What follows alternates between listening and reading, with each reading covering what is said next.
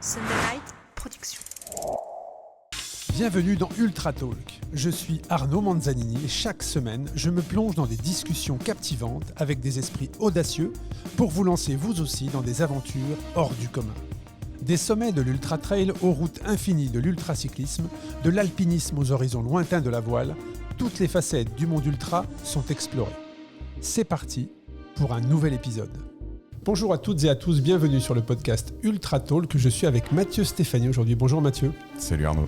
Est-ce que tu te souviens Mathieu de notre première conversation ? Bah écoute... Pas les premiers contacts, parce qu'on en a parlé juste avant d'ouvrir les micros, mais notre première conversation. Je suis pas sûr. Alors, les premiers contacts, j'ai été meilleur que toi. T'as été meilleur que moi. Parce que je t'ai dit, Grégory Molévier-Ville, un des tout premiers podcasts autour du sport que j'enregistrais, de changement de vie, type que j'adore, que je vois pas assez d'ailleurs. Mes premières conversations, je suis pas tout à fait Première sûr. conversation, c'est toi qui m'appelles. Ouais. Et en fait, je décroche en pensant que c'était quelqu'un d'autre. C'était vers Station F. Ok.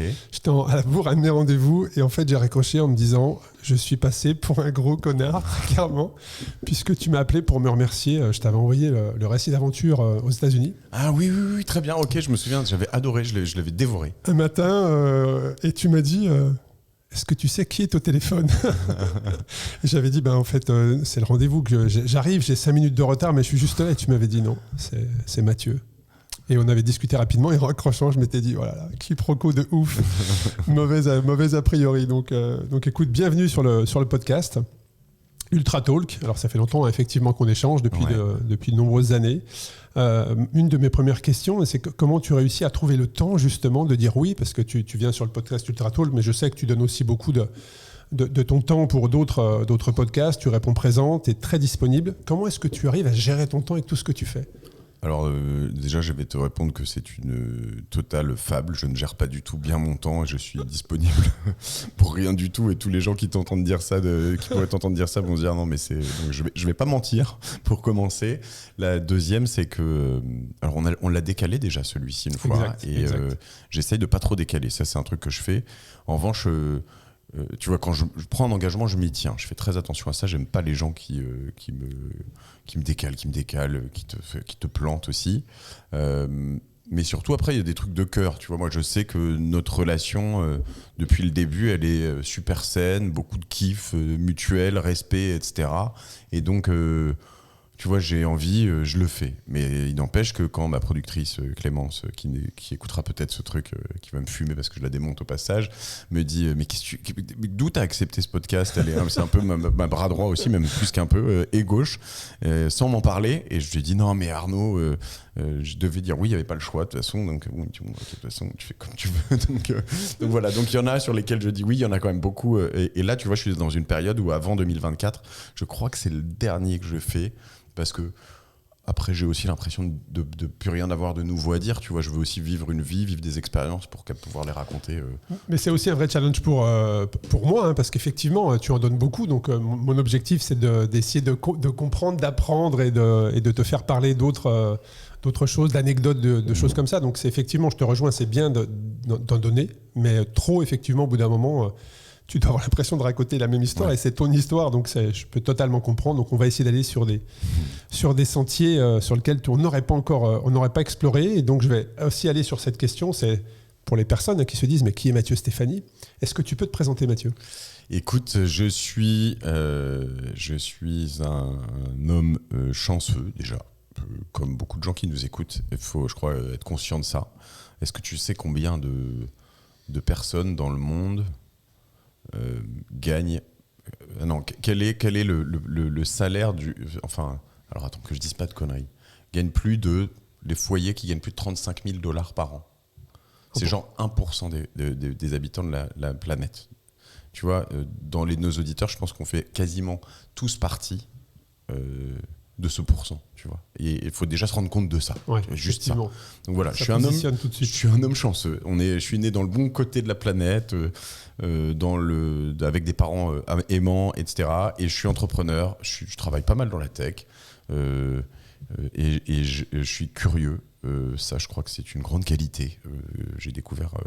c'est la curiosité qui t'a amené à construire je crois que ton fil rouge, ton fil de vie, je ne sais pas comment on peut l'appeler. Mais... La curiosité, je crois que j'y peux rien, ça c'est vraiment en moi, je ne peux pas la retenir. Et après, j'ai compris assez vite, je crois aussi grâce à une éducation bien faite, je crois, que la confiance, être quelqu'un de crédible, en qui tu peux, tu vois, vraiment... La confiance que l'on donne ou la ouais. confiance en soi? Non, les deux. Je pense que les deux, d'ailleurs. Mais c'est lié. Je pense c'est souvent lié, ouais, en tout cas, si quand tu donnes un rendez-vous, tu le respectes. Je suis souvent un peu en retard, je l'ai été aujourd'hui, mais ça, ça fait partie c'est ça ok, va, au moins je suis là. Acceptable. Mais en revanche, la confiance, tu vois, voilà, je base tout depuis quelques années, depuis longtemps, mais je l'ai matérialisé depuis peu sur la confiance. Voilà, donc je fais des podcasts, Génération du Yourself, La Martingale, je fais des aventures entrepreneuriales, j'en ai créé 10, 15 au total, 10 sur les 10 dernières années, et j'explore des nouveaux sentiers.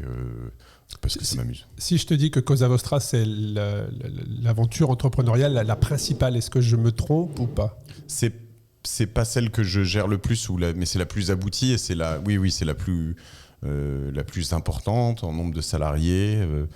C'est celle qui me tient à cœur aussi parce que c'est vraiment une aventure collective extraordinaire.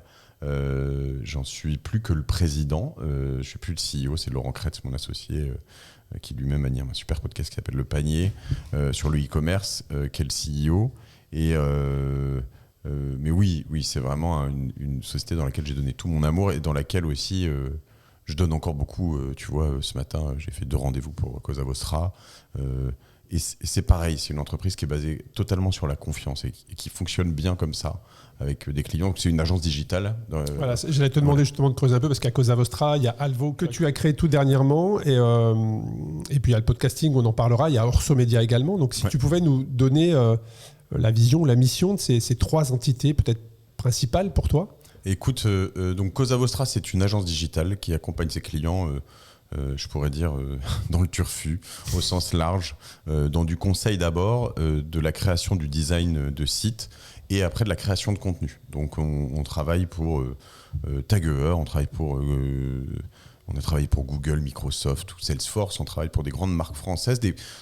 Là je te parle des grands parce que c'est les plus connus, mais notre sweet spot, si je puis dire, sont des grosses TPE ou des PME, tu vois, qu'on arrive bien à accompagner, à se transformer, qui veulent se digitaliser. Ouais. Et ça, on est vraiment très fort avec des clients sur lesquels on essaie de travailler sur la durée. Et ça, c'est vraiment quelque chose qui fonctionne très bien. C'est une centaine de personnes basées entre Paris, Londres, Bordeaux et Tunis. Voilà.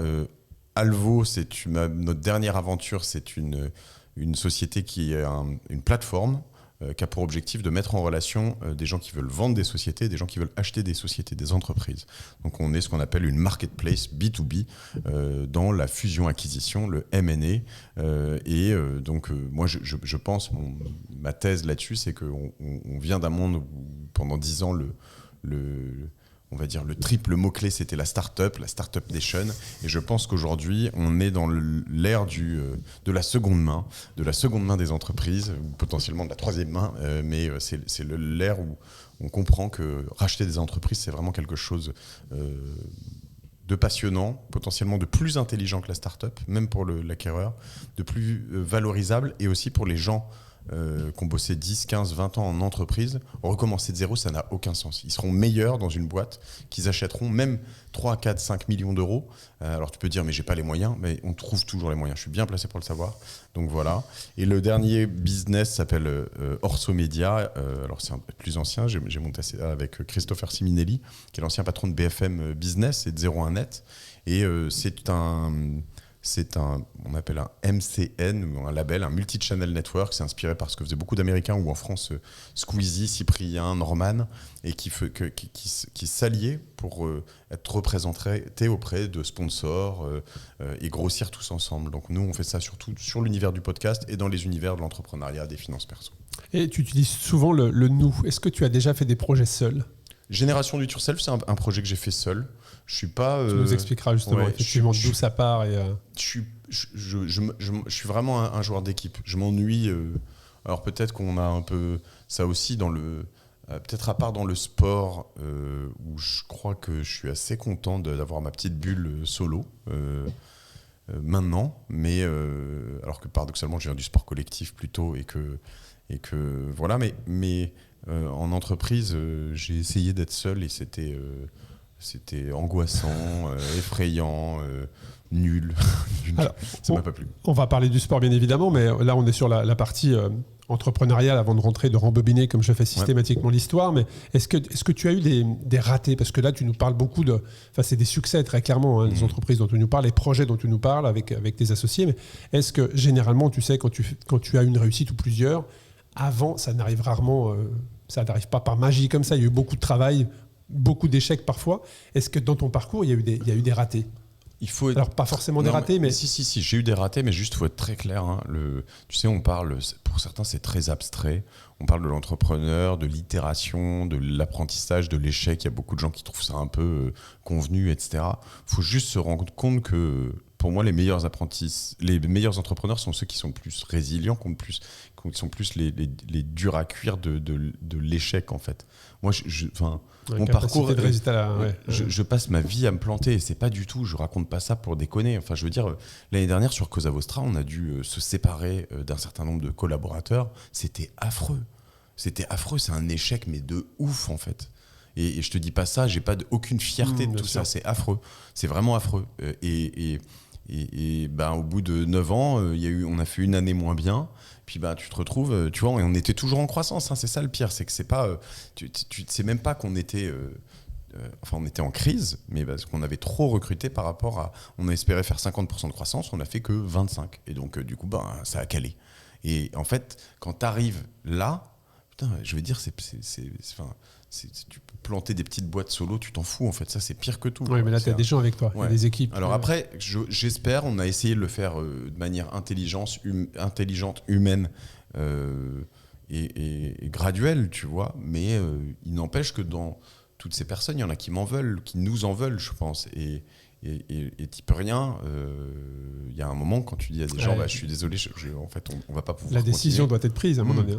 Donc des échecs, on en a tout le temps. Et moi, dans un monde meilleur, j'emploierais tout le monde, les 100% des habitants du monde, et puis je leur dirais, tu vois, c'est pas possible. Donc voilà, ça, il faut être là-dessus. Après, ma toute première boîte, Citizenside, que j'ai créée en 2005, que j'ai quittée en 2010, on a fait un petit cash-out.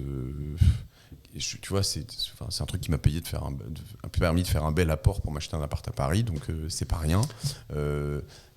Mais à la fin, la boîte a été cotée en bourse à Sydney quand je l'ai quittée. Il me restait un petit peu, puis elle s'est plantée magistralement, mais moi j'étais plus dedans, donc à la fois c'est pas vraiment moi qui l'ai plantée, elle est passée par des hauts débats, mais bon, c'était pas, tu vois, je suis pas sorti, j'ai pas fait Google quoi. J'avais suivi l'histoire de cette structure. Hein. Est-ce que tu te considères comme un avant-gardiste ou un précurseur, ou en tout cas quelqu'un qui sent les tendances à venir? Alors, parce que on va parler du podcasting, mais il n'y a pas que ça. La société dont tu parles, qui mettait à disposition du contenu fait par des amateurs, hein, je crois, c'est ça. C'était hyper innovant là, à l'époque. C'était hyper innovant. Voilà. Et est-ce que tu te considères comme quelqu'un qui, tu vois, tu arrives à sentir les tendances comme ça? Alors là-dessus, je prends toujours des pincettes parce que tu es toujours un peu le nul de quelqu'un, tu vois, et je vois toujours des gens. Laurent Kretz, mon associé dont je parlais, est souvent meilleur que moi là-dedans. Et puis j'en connais qui sont encore meilleurs que moi. Mais parmi ceux-là, il y en a aussi beaucoup qui sont très forts pour déceler les tendances et on échange, on s'entend bien, etc. Et je crois qu'on se respecte mutuellement. Moi, dans ces tendances, souvent, j'arrive à 1, 2, 3, 4 mois après. Mais bon, sur l'ère des réseaux sociaux, quand tu arrives sur Twitter en mai 2007, alors qu'il y en a qui disent « Putain, moi, je suis janvier », à l'époque, c'était une éternité. Tu vois, t'arrives en mai, t'étais vraiment un gros loser, quoi. Et mai 2007, aujourd'hui, tu vois des gens. Donc oui et non. Et c'était pareil sur Facebook. J'étais très tôt sur Insta, très tôt. Bon, et pour autant, il y a plein de gens qui sont arrivés en 2015 sur Insta et qui ont fait fortune grâce à Insta. Oui, complètement. Donc, il faut faire attention à, tu vois, on peut se targuer de ce genre de choses. Moi, je crois que je suis assez doueur dans tout ça, curieux, je te le disais. Donc, je rentre là-dedans, j'essaye. Et voilà. Et j'ai réussi en étant doueur dans tous ces réseaux sociaux, dans toutes ces tendances liées à le Web3, etc. Le Web3, je m'y suis mis tellement trop tard. Et le Web3, si je m'y étais mis potentiellement 2-3 ans plus tôt, je serais dans l'espace, là, tu vois. Littéralement, hein, je volerais autour de j'aurais pris ma place dans l'ISS, quoi. Et donc, ce que je veux dire, c'est que tu peux toujours être un peu en retard. Ce qu'il faut surtout, c'est te dire, ok, je teste des choses, je regarde ce qui se passe, je teste. quand j'aime bien, je teste à fond, et c'est ce qui m'est arrivé dans le podcast, tu vois, plus qu'ailleurs. Tu es plutôt dans la phase de test ou tu es plutôt la personne qui te dit ça je le sens, ça me plaît, on y va à fond. Toi tu es plutôt ça me plaît, mais on teste et on... Ouais, je teste. Il y a la part d'émotion, mais il y a aussi le côté raison qui est là. Bah, oui, un minimum en fait. Oui, un minimum. Après, ce qui fait que typiquement, c'est aussi pareil une force et une faiblesse. Je pense que ça te donne de la résilience. Et puis voilà, la faiblesse, c'est que je pense que celui qui voit, qui est passionné, qui va à fond tout de suite, c'est celui qui était en 2013 sur Bitcoin, tu vois. Et moi, je regardais ça, je me disais, mais les mecs, qu'est-ce qu'ils ont fumé quoi, avec leur truc enfin, tu vois. Et il a fallu qu'on me l'explique 20 fois pour un moment me dire... au début, j'aimais le concept, tu vois, je trouvais ça rigolo. Mais sans plus. Non, mais je me disais, bon, ils sont sympas, c'est des allumés, tu vois. Mais bon, tu vois. Bon, on va rebobiner un petit peu l'histoire, sinon on va dérouler le film. Mais j'aimerais bien qu'on rebobine et qu'on revienne à Cherbourg, puisque l'histoire commence là-bas pour toi. Ouais. Parle-nous un petit peu de ton enfance. On va faire le lien aussi avec le sport, parce que ta relation avec le sport commence là-bas également. Ouais. Est-ce que tu peux nous expliquer justement, tout ça est loin de Paris, hein, on parlera de ta montée sur Paris, mais parlons un petit peu de tes années justement Cherbourg, ton enfance. Tu dis sur Paris, toi. Sur Paris, moi, tu sais. Toi, t'as pas grandi à Paris. Voilà, c'est ce que j'allais dire. Moi, c'est comme ça. Je ne suis pas ici, je ne suis pas à la capitale, donc je vais sur Paris. Mais je le dis plus, moi, hein, du coup, parce que je suis devenu parisien. Je suis désolé. Non, il faut surtout pas s'excuser d'être. C'est moi qui dois être désolé d'être devenu parisien, pour certains en tout cas. Écoute, ouais, j'ai grandi à Cherbourg, qui est une ville qui est loin de Dieppe, contrairement à ce que beaucoup de Marseillais peuvent penser. Au moins 5 heures de voiture, de Dunkerque, tout ça, c'est très loin. C'est aussi finalement assez loin de Brest. C'est loin de tout. C'est loin de tout. C'est vraiment loin de tout. Cherbourg, c'est vraiment si t'as vraiment pas de choses à aller faire entre, tu vois. La centrale nucléaire, l'EPR de Flamanville exact. ou Barfleur, qui était un très beau coin. Bon, t'iras jamais là-bas, à part par curiosité. Moi, je vous recommande d'y aller parce que c'est une région très très belle. Tu vois, il y a des gens qui vont en Écosse ou voilà. Moi, je vous dis juste aller déjà à Cherbourg. Ouais, je confirme. J'ai eu l'occasion d'aller rouler quelques fois là-bas ou aller faire des shootings. C'est vrai que le coin est super, mais explique-nous ta relation avec le sport. Hein, voilà. Pardon, je digresse. Écoute, j'ai grandi dans une famille. Mes parents n'ont jamais été hyper sportifs, mais mes frères l'étaient, je crois. Je suis le plus petit d'une fratrie de 3 frères, donc. Et surtout mon frère Pierre, avec qui je suis associé maintenant. Et on l'a fait pas mal. Mes parents me poussaient. Au début, je faisais de la natation. J'ai fait 4-5 ans de natation, puis j'ai arrêté. Je me souviens des enfers des profs que j'ai revécu récemment de natation. Tu nages un peu, toi ? Pas du tout. C'est pour ça que je fais pas de triathlon d'ailleurs. Affreux la natation quand ouais, non, mais c'est génial. Mais en revanche, quand tu as la technique, quand tu n'as pas la technique, ça s'apprend. Ça s'apprend. Ouais. Non, mais c'est tellement bien. Ah, ça, on va en reparler, Arnaud. C'est tellement bien. Mais en revanche, le maître de natation est quelqu'un d'absolument sadique. C'est quelqu'un qui veut te faire souffrir. Moi, je me souviens de cette barre métallique pour justement t'apprendre à nager. La perche, bien sûr. Ouais. Ça. Et donc ça, c'est vraiment quelqu'un, mais jusqu'au bout, je pense qu'ils prennent un malin plaisir à te flinguer. Donc j'ai arrêté parce que c'était vraiment trop dur. Je fais un peu de tennis et tout. Et après, j'ai fait 2 trucs que j'adore toujours, mais que je ne pratique plus vraiment. Du surf et du hockey sur glace. Le surf, j'en ai fait beaucoup avec mes frères, mais c'était une époque où personne surfait. Enfin, le concept même du cours de surf m'est totalement étranger, tu vois, je trouve ça bizarre. C'est vraiment pour moi un truc qui s'apprend tout seul, mais en fait non, plus maintenant, et c'est tant mieux. Et du hockey sur glace, qui était là vraiment mon sport de club, où très tôt j'ai un amour démesuré, une passion totale pour ce sport qu'est le hockey sur glace. Donc tu as arpenté la patinoire Chantereine à Cherbourg, c'est ça ? Tu as porté le maillot des Vikings. Hein, ouais. Alors j'ai eu le maillot des Vikings, et les Vikings, quand je suis passé pro, se sont plantés l'année d'avant. Tu sais, c'est toute une époque où beaucoup de clubs, notamment dans les sports de glace, mais le hockey, faisaient faillite. Et donc l'année pro, je préférais les Vikings, mais j'étais au NC Hop, le Nord-Cotentin Hockey Plus, non pourri, mais qui était bien. Mais en effet, pendant quelques années, j'étais dans le club des Vikings, le Cherbourg Hockey Club, le Choc. C'est vrai que le hockey, c'est un sport hyper intense. Quel poste tu occupais ? J'étais défenseur droit principalement. À mon grand regret, je sais pas. J'ai trouvé ça très dur d'être défenseur. J'ai vraiment, c'était bien, mais C'est ingrat, c'est tellement ingrat. C'est très ingrat. Mais par contre, alors j'ai joué moi 2 ans, donc j'ai une petite idée. T'as joué à Je t'entraîne ? Non, pas du jamais. tout. Okay. Non, moi j'ai joué en loisir vraiment juste pour l'hiver, pour me préparer ma saison justement de vélo, parce que je trouvais ça hyper cardio. Par contre, je me suis éclaté. Mais c'est vrai que le défenseur, pour moi, c'est le socle en fait. C'est de là où tout part. Ouais. Tu vois, c'est de là où tout part. C'est des gens qui sont généralement techniquement hyper à l'aise, et le patinage en hockey sur glace, la technique elle est incroyable. T'as commencé à quel âge ? J'ai commencé en CM2, donc je devais avoir 9-10 ans. Ouais, parce que pour acquérir cette technique, tu vois de ce dont je parle, hein, il y a vraiment une technique très particulière, et ça prend des années au hockey sur glace. Et le défenseur, alors notamment, tu patines beaucoup plus en arrière que l'attaquant, donc en effet la marche arrière pour moi c'est vraiment un truc... La marche arrière, je ne sais pas si on dit comme ça, mais à l'aise, en tout cas, que j'ai beaucoup travaillé. Mais tu vois, quand je te dis que j'étais passionné, je crois que tu vois, je l'ai jamais trop raconté. Je sais pas, j'y ai repensé récemment parce que j'en parle. Je vis ça au travers de ma fille qui fait du foot.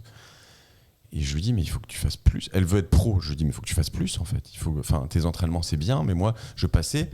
Littéralement, j'exagère pas du tout. Tu demandes à ma mère. Je passais mes mercredis après-midi, mes samedis après-midi, mes dimanches après-midi.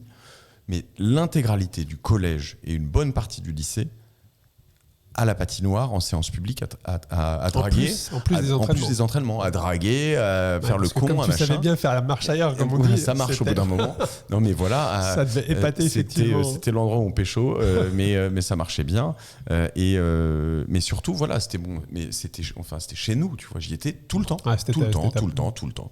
Et jusqu'à quel âge ? Parce qu'effectivement, à un moment donné, cette carrière de pro s'arrête, mais jusqu'à quel âge tu étais en division 2, je crois, hein ? Ouais, en fait, on était techniquement, je pourrais dire en division 1, puisque au-dessus, il y avait la Ligue Magnus. Exactement. Ça. Donc à l'époque, je ne sais plus si elle s'appelait c'était Elite ou je ne sais plus, mais c'était peut-être même avant la Ligue Magnus.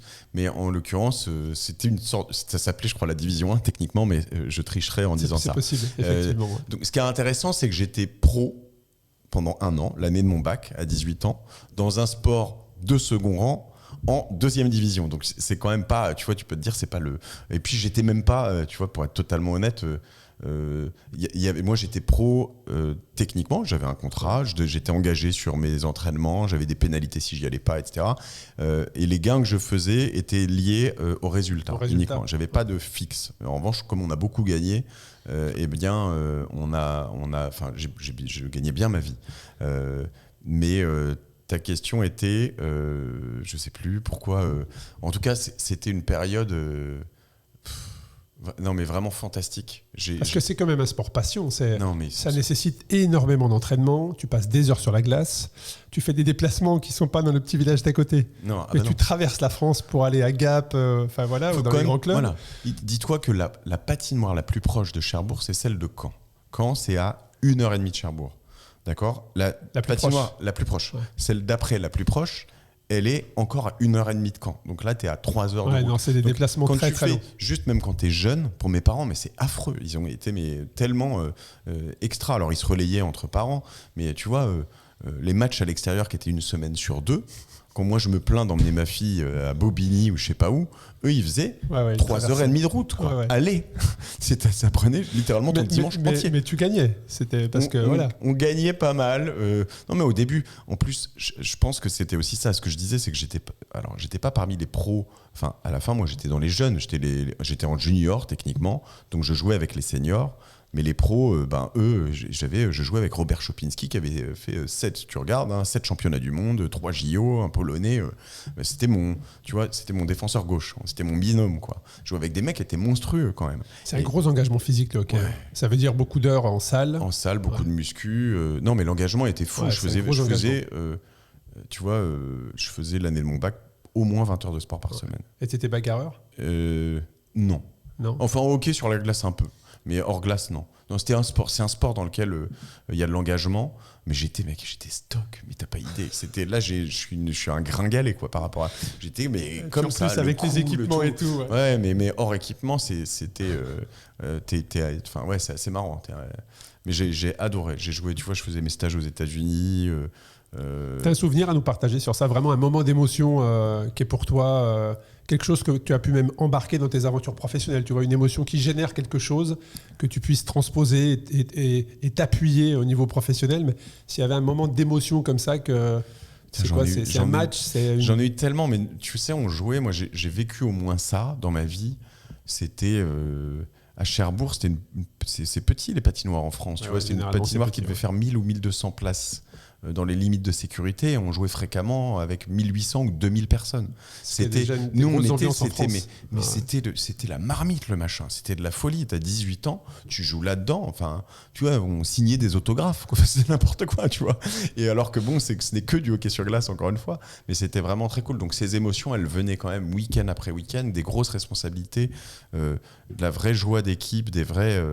Mais voilà. Mais c'est vrai que c'est un sport qui a occupé mon cerveau tout le temps. Les émotions, après, j'en ai eu aussi en tout cas des plus difficiles. Moi, j'ai arrêté sur un conflit un peu avec mon entraîneur. J'ai vécu ce que c'était que de faire du banc pendant les 5 ou 6 derniers matchs de l'année. Ça veut dire que sur les lignes, tu montais pas sur les lignes ? Non, j'ai fait un déplacement à Aix-en-Provence de Cherbourg. C'est hyper frustrant, ça. Sur lequel, en fait, j'ai fait banquette, comme on dit, quoi. Donc, t'arrives, tu t'entraînes toute la semaine, t'arrives, et puis comment tu réagis face à ça ? C'est-à-dire que là, tu demandes à l'entraîneur, explique-moi. Mais t'es super révolté. Et c'est hyper dur parce qu'en fait, il y a des gens, et je pense que c'est sain d'être révolté. Il y a des gens, tu vois, je vois Kurzawa au PSG qui n'a pas joué depuis 3 ans. Mais qu'est-ce que tu fais là ? Quel signe on envoie, effectivement. Et en plus, quel message on envoie. Honnêtement, j'ai aucune leçon à donner à Kurzawa, que j'aime bien en plus par ailleurs, tu vois, c'est pas le sujet. Je me dis, mais mec, tu joues pas. Va ailleurs, va gagner moins, c'est pas grave. Enfin, tu vois, tu peux pas. Puis même pour tes coéquipiers, même pour tes coéquipiers, quel message tu envoies ? Parce que pour hockey sur glace, ce qu'il faut expliquer, c'est que tu as effectivement des lignes, la ligne numéro 1, 2, 3, en fonction de si l'effectif est garni ou pas. Et tu joues une minute à peu près par ligne. Tu joues une minute à bloc et tu tournes et c'est une minute à bloc. Et donc ça veut dire que généralement, tu peux pas tu utilises tous tes joueurs. Ouais.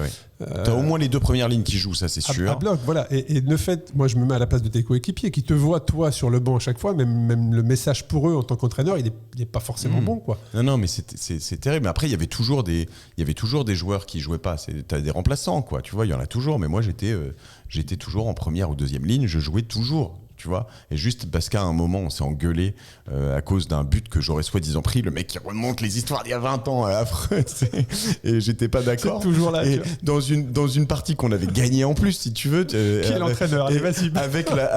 Non, mais en plus je le kiffe, c'est Fred Chesson, je le kiffe, il y a pas de souci, c'est juste des vieilles rengaines de clocher, mais tu vois, avec la presse de la Manche le lendemain qui te met sur une erreur directe de Mathieu Stéphanie, tu vois, en citant mon coach, et tu fais mais pourquoi tu dis ça en fait ? Et typiquement ça c'est des émotions, tu vois, quand tu m'as demandé des émotions tout à l'heure, c'est ça qui est venu, c'est de la révolte, et puis je pense quand même une erreur de management de sa part, c'est-à-dire que tu peux me dire ça à moi, mais moi en plus il me l'avait pas dit à moi, tu peux me dire ça à moi entre 4 yeux et dire Mathieu t'as fait de la merde, tu vas pas, un coach il balance pas dans la presse sur une erreur directe d'Arnaud de Manzanini, tu vois, ça marche. Ouais, je vois bien. Non, mais clairement. Donc ça tu l'as dit, hein, ça a provoqué. En vrai, ça fait partie. Ouais, c'était l'année de mon bac. L'année d'après, moi, je crois que j'ai toujours été parisien dans l'âme. Je voulais être à Paris. Ça, je voulais en parler parce que je voulais qu'on aille sur les études justement. Ouais. Qu'est-ce qui te fait monter à Paris ? C'est les études ? Une école de commerce qui s'appelle l'IPAG, qui est une parisienne. Moi, j'ai découvert qu'il y avait des écoles de commerce.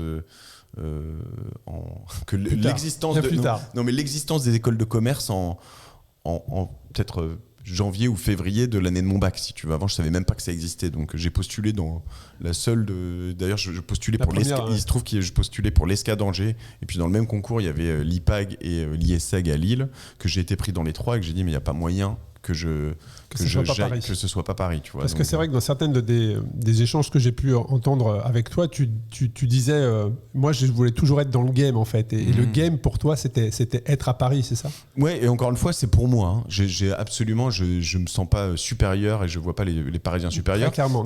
Moi mon game, en fait mon game il a été ton épanouissement tu le voyais là-bas. Paris, New York, Londres et encore plus Paris et New York. J'ai moins aimé Londres, tu vois, mais j'aime ces mégalopoles métropole, j'aime les endroits où ça bouge, mais j'aime plus Paris, quoi. Et New York, Londres, tu as essayé? Ouais, Parce qu'une fois que tu es venu à Paris, tu as peut-être fait quelques années à Paris. Un an à Londres et presque un an, 8-10 mois à New York. Et c'est à Paris que tu t'es senti le mieux?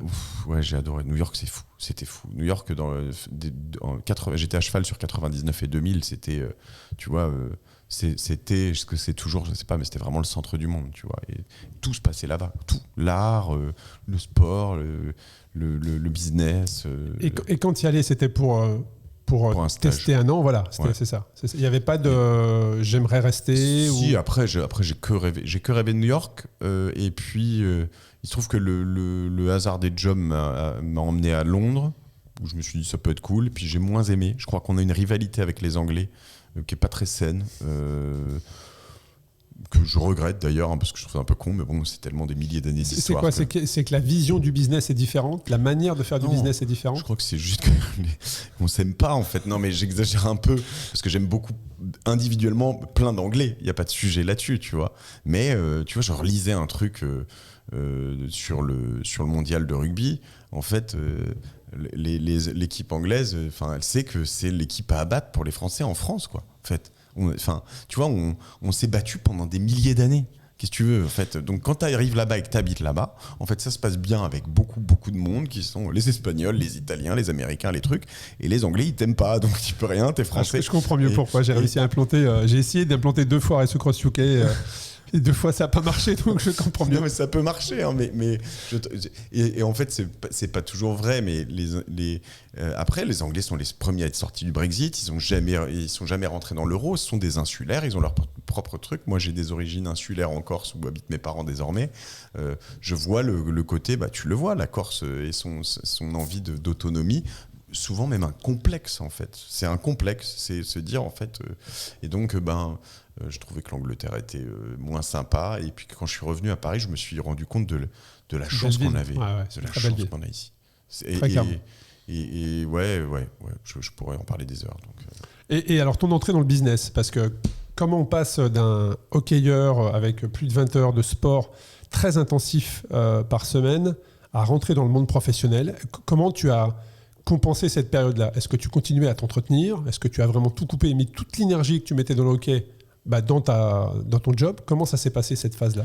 Écoute, j'ai fait un tout petit peu... Bon, je continue à m'entretenir parce qu'il y a un moment où j'ai peut-être eu un petit moment moins, mais pas tant que ça. Je pense que ma période New York, je faisais moins. Après, je m'y suis remis.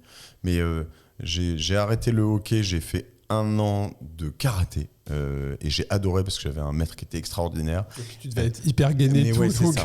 Et en fait, il nous faisait faire des pompes et des abdos en fin d'entraînement, et c'était vraiment un mec qui était... Mais moi, j'étais pro, donc à un moment, en fait, je le prenais, quoi. Tu vois, vraiment, littéralement, on arrivait à se faire des 250, 300, 400 abdos d'affilée comme ça, comme des connards avant le premier karaté.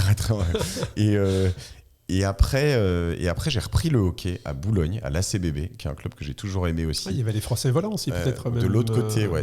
Mais moi, j'habitais plutôt dans l'Ouest parisien, Boulogne. C'est des bons clubs également, ouais, très bons clubs. Ouais. Et je me suis retrouvé à être en loisir et à avoir l'équipe loisir, je sais plus, à 19 ou 20 ans, l'équipe pro, au-dessus, qui m'a dit, il faudrait que tu... Ouais, et tout, et puis... Déjà, je leur ai dit, je veux plus être défdéfenseur. Tu vois, j'étais vraiment trop mat. J'aurais dit, ok, mais à un moment, t'avais envie d'être quoi? T'avais envie d'être attaquant? Ouais. Je voulais marquer des buts. Ouais. En fait, je m'étais dit, ça y est, j'ai fait mon deuil.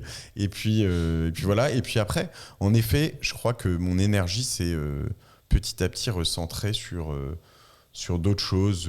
L'envie de... J'étais curieux, j'aimais le cinéma, j'aimais l'image, la photo. Pas mal de trucs artistiques, et puis j'ai découvert petit à petit à New York en 2000 Internet. J'ai découvert avant les emails, etc., mais vraiment commencer à voir tu sais, en 2000, pour la première fois, tu voyais sur Times Square des .com, c'était ce qu'ils appelaient le .com boom à cette époque, tu voyais, alors qu'en France c'était rien en fait, t'avais à peine eBazaar, 2-3 pauvres sites qui se battaient, voilà, et là-bas c'était énorme, alors ça a explosé après, mais c'était énorme, et là tu réalises, tu dis, on est peut-être dans un changement de paradigme, etc.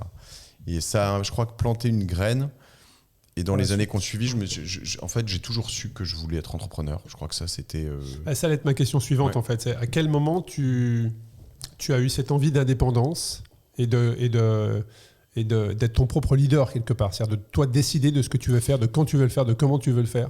Je connaissais peu d'entrepreneurs, mais j'ai une grande famille donc d'origine corse et très grande, donc avec très soudée. Donc tu vois, mais moi j'ai déjà, je crois que ma fille m'a fait compter. Je dois avoir 24, 25 cousins germains. Tu vois, je parle juste de mes cousins premier degré. Puis après, mes cousins issus de Germain, je les connais tous. Donc, quand tu prends ce machin, Grande tu vois, famille, ouais. voilà, des C'est grandes clair. familles, Il y a du etc. partage. Il y a du partage, il y a des choses. Puis, donc, il y a deux cousins de mon père, des gens autour de moi qui étaient entrepreneurs. Je les ai toujours regardés avec beaucoup de curiosité et un peu d'envie. Et je me disais, tiens, c'est marrant, ils vivent leur truc, etc. Et c'était quand même vraiment eux mes rôles modèles. Ça n'a jamais été... ni les avocats, ni les fonctionnaires, ni les médecins, ni voilà, c'était vraiment là. L'entrepreneur, vraiment les valeurs de l'entrepreneuriat. Exactement. Et donc, je regardais ça de loin. Et puis un jour, je me suis dit, ok, c'est un peu comme le podcast plus tard. Je me suis dit, ok, je vais me lancer. J'ai cette idée, qui n'était pas celle que j'ai mis en place d'ailleurs plus tard.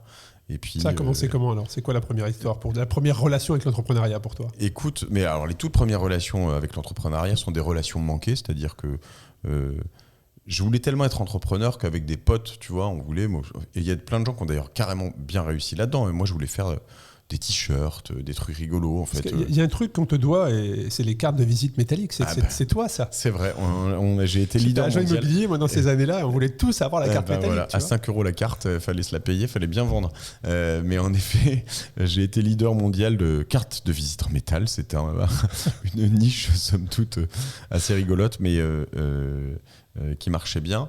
Mais bien avant, tu vois, avec des potes. Mais tu sais que c'est une boîte que j'ai revendue, ça, Iron Cards, qui existe toujours. Okay. Et avec des potes, je voulais monter une marque de t-shirts, de vêtements, etc. Je me souviens, on allait pas loin d'ici, tout près de Beaubourg, là, on se rejoignait chez un de mes potes. Et en fait, on n'est jamais allé au bout. Moi, je suis arrivé un jour avec les statuts, il suffisait de les signer. On avait tout, en fait. Honnêtement, il fallait juste qu'on mette 5000 balles ensemble. Et on avait tout pour se lancer. Et en fait, mes cofondateurs, qui n'en étaient pas, du coup, je crois que pouvoir dire qu'ils ont flanché. Et il y a un moment, je crois que c'est aussi un fondamental très important dans ce que je pousse aujourd'hui, c'est le do it, quoi. Génération do it yourself, c'est vas-y, fais. En fait, vas-y. C'est pas grave si on se plante. Enfin, de toute façon, tu vas te planter. Donc, quoi qu'il. Tu vas pas te planter forcément sur tout, mais tu vas passer ta vie à te planter. Et est-ce que tu penses que ça, c'est une des compétences que tu as amené avec toi du sport de haut niveau ? Je pense que... Parce que le hockey sur glace, comme c'est beaucoup de techniques, c'est des heures où il faut répéter, cette capacité d'analyse, le palais est à cet endroit, mais dans une patinoire, il faut avoir cette compétence de dire le palais, en fait, dans quelques secondes, il sera là-bas, il sera plus là. Et qu'est-ce que tu as amené avec toi du haut niveau dans ces débuts d'entrepreneuriat ? C'est la résilience probablement, parce que le hockey sur glace, il en faut énormément. Je crois que c'est la résilience, c'est un peu de grinta, tu vois, cet état d'esprit de te dire, ok... le truc que tu as, je le porte, je l'ai dans le truc et j'y vais. Et puis le travail, hein, mine de rien... tu vois, moi j'ai pas fait, j'ai pas eu la chance, j'ai pas fait mon service. T'as fait ton service, toi ? J'ai pas fait mon service non plus. C'est de quelle année ? 73. Ah, t'aurais dû le faire, toi. J'aurais dû. Okay. J'aurais dû, mais je ne l'ai pas fait. Mais j'ai fait quand même quelques années de discipline vénère, tu vois. Faut voir que le hockey sur glace, comme pas mal d'autres sports, mais alors c'était déjà beaucoup plus gros dans les années 90. Aujourd'hui, c'est tout petit, mais après Albertville et tout ça, c'était un sport assez populaire en France. Et t'arrives en retard à un entraînement, c'est 10 pompes par minute de retard. Et puis la muscu, les choses. C'était vraiment exigeant. Ouais, c'était vraiment vénère. Ouais. Et donc il y a quand même un moment où tu te dis bon, ok, tu sais quoi, je suis prêt à souffrir, quoi. Et par moment, je l'ai pas perdu, mais je crois qu'il y a tu vois, on est dans un magasin de course ce week-end. Je dis pas ça souvent, je suis rarement content, mais j'ai fait le 40 km de Paris et putain, je l'ai fait au mental, quoi. Je l'ai fait au mental. Et c'était tellement bon. Je suis arrivé, j'étais mais sans m'en rendre compte. C'est-à-dire qu'après la ligne d'arrivée, je parlais à Victor Auguet que j'ai reçu sur Génération Do It Yourself. Honnêtement, il faut que je le rappelle, mais je pense qu'il a dit, mais le mec, il est en PLS. Mais j'étais en PLS, en fait. J'étais en PLS. Mais jusqu'à la ligne d'arrivée, j'étais dedans. Et souvent, je fais de la merde, c'est affreux. Bon, peut-être qu'on en reparlera, mais voilà. Et donc, Parce que je suis pas assez bien préparé, parce que voilà. Et là, dans cette année de hockey, on était bien préparé, on était bien accompagné, on avait des kinés, on avait des choses comme ça, et donc voilà. Ouais, mais il y avait le temps aussi. Il y avait le temps. Il y avait du temps aujourd'hui. C'est pour ça que j'ai fait cette introduction pour positionner qui tu étais. C'est toutes les activités et le sport. C'est comment aussi. C'est une question que je voulais te poser plus tard, mais je peux te la poser maintenant. C'est comment aujourd'hui, parce que tu as toujours des activités, tu as ta routine, on va en parler. Tu as fait du triathlon, tu fais du triathlon. C'est comment aujourd'hui tu arrives à trouver cet équilibre vie pro, vie perso, vie sportive. Est-ce que la vie sportive est nécessaire pour cet équilibre aussi, tu vois, ça peut être un exutoire. Comment tu arrives à trouver cet équilibre aujourd'hui ?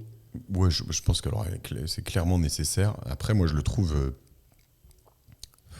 En fait, je me suis rendu compte avec le sport et en arrêtant, je pense qu'il y a une période où c'est possible, c'est à peu près OK. Je veux dire, tu es entre 22, 23 ans, surtout si tu en as fait avant et que voilà...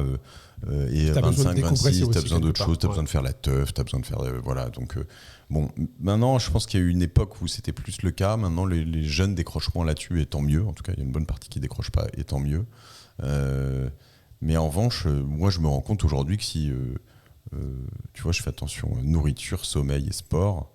Et en fait, tu vois, j'ai reçu des spécialistes là-dessus.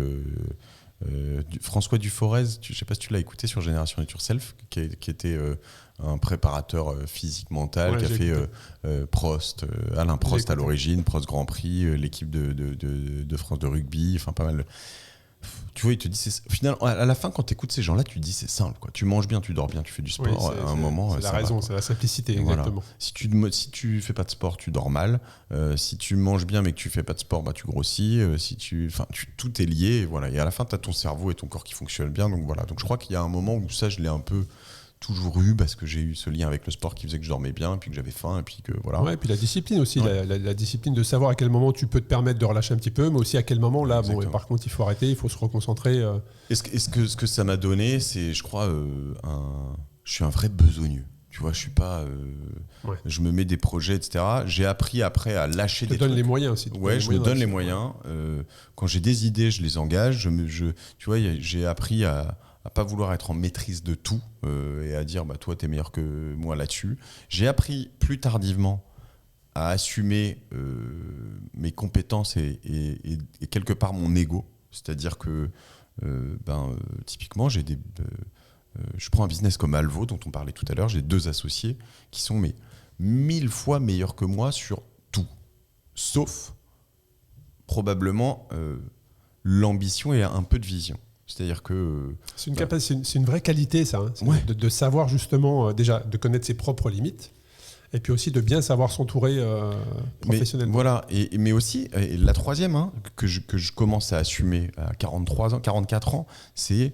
je sais bien m'entourer, mais je sais aussi ce que je vaux là-dedans. Je le sais bien, et pleinement. C'est-à-dire que là-dedans, moi, ce que je leur apporte, c'est leur dire, les gars, en fait, vous êtes super, super, super forts. Tout ce qu'on fait, c'est très très bien. Depuis 1 an, on fait 30% de part de marché sur les nouvelles annonces. Il y a des boîtes qui se vendent dans tous les sens sur Alvo. C'est un truc de ouf. Et quand ils commencent à me parler, peut-être qu'en 2024, on devrait lever des fonds, et puis qu'ils me donnent les montants et puis les ambitions, je leur dis, mais vous êtes malades en fait, les gars. En fait, on va faire 10 fois ça, ou 15, ou 20, ou 100 fois ça. Et en revanche, je suis pas ces mecs allumés qui disent ça juste pour... faire triper. T'as le raisonnement derrière qui je leur justifie. dis voilà comment on va faire, voilà pourquoi, on va lancer dans tel pays, on va faire comme ça, on va lancer comme ça, on va faire avec un tel. Et ils me regardent, et tu sais, de temps en temps, je les vois au début me regarder. Quand je leur dis on va faire 10 fois plus, ils me regardent en disant mais oui, bon, c'est bon, Mathieu, t'es sympa. Puis après, voilà. Et en revanche, c'est pas moi qui exécute, tu vois. Enfin, je fais d'autres choses là-dedans, mais ces choses-là, c'est pas moi qui les exécute. Et donc, je crois qu'aussi, tout ça, je l'ai appris à force d'expérience, de travail. Les rencontres aussi, probablement. Parce qu'avec le nombre de rencontres que tu as pu faire, forcément, ça enrichit une vie. Je voulais parler également de l'arrivée dans ta vie du triathlon, puisqu'on en a parlé, tu as fait du triathlon. On passe également un bonjour à Aude Baron, parce que je crois qu'il y a une histoire dans le triathlon avec... je te raconte après si tu veux. Vas-y, je te laisse parler de ça, parce qu'on va ouvrir ce chapitre justement triathlon également, les 3 disciplines dans lesquelles tu te sens le plus à l'aise. Déjà, je ne l'ai pas vu depuis 2 ans ou 3 ans, donc si tu nous écoutes, Aude, tu me manques. Je suis certain qu'elle écoute cet épisode. Et vraiment, je suis fan numéro 1 d'Aude Baron. mais il faut quand même qu'elle me raconte un peu sa vie là. Aude Baron, pour replacer, est rédac chef d'Eurosport. Moi, je la connais depuis bien avant tout ça, notamment quand elle était au poste du Nouvel Obs, même avant, je crois. Et il se trouve qu'un jour, alors moi, j'avais fait mon premier triathlon en 2011, je crois, 2011 ou 2012, triathlon de Paris.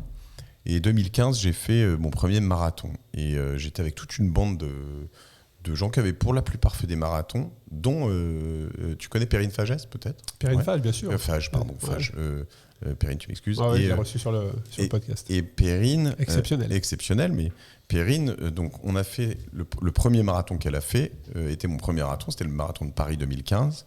On a fini ce marathon. Alors moi, je suis parti comme un débile, comme je disais tout à l'heure, et donc.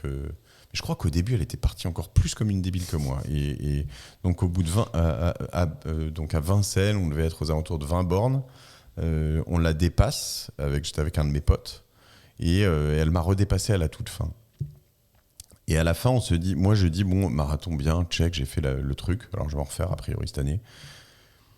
Mais chiant. En fait, tu vois, courir 25-30 bornes tous les week-ends, j'en ai ta montre tout le temps en disant ça n'avance pas. Ouais, donc je leur ai dit, moi je veux me remettre au tri, venez tous faire du tri. Et je pense qu'on devait être 7, 8, 10 dans ce marathon. Ils m'ont dit, ok, mais on fait un semi-Ironman. Et c'est là où on en a parlé pas mal. Et il se trouve que à peu près à ce moment-là, avec Aude, elle se disait oui, ce serait peut-être pas complètement idiot, elle commençait à faire un peu de vélo, etc.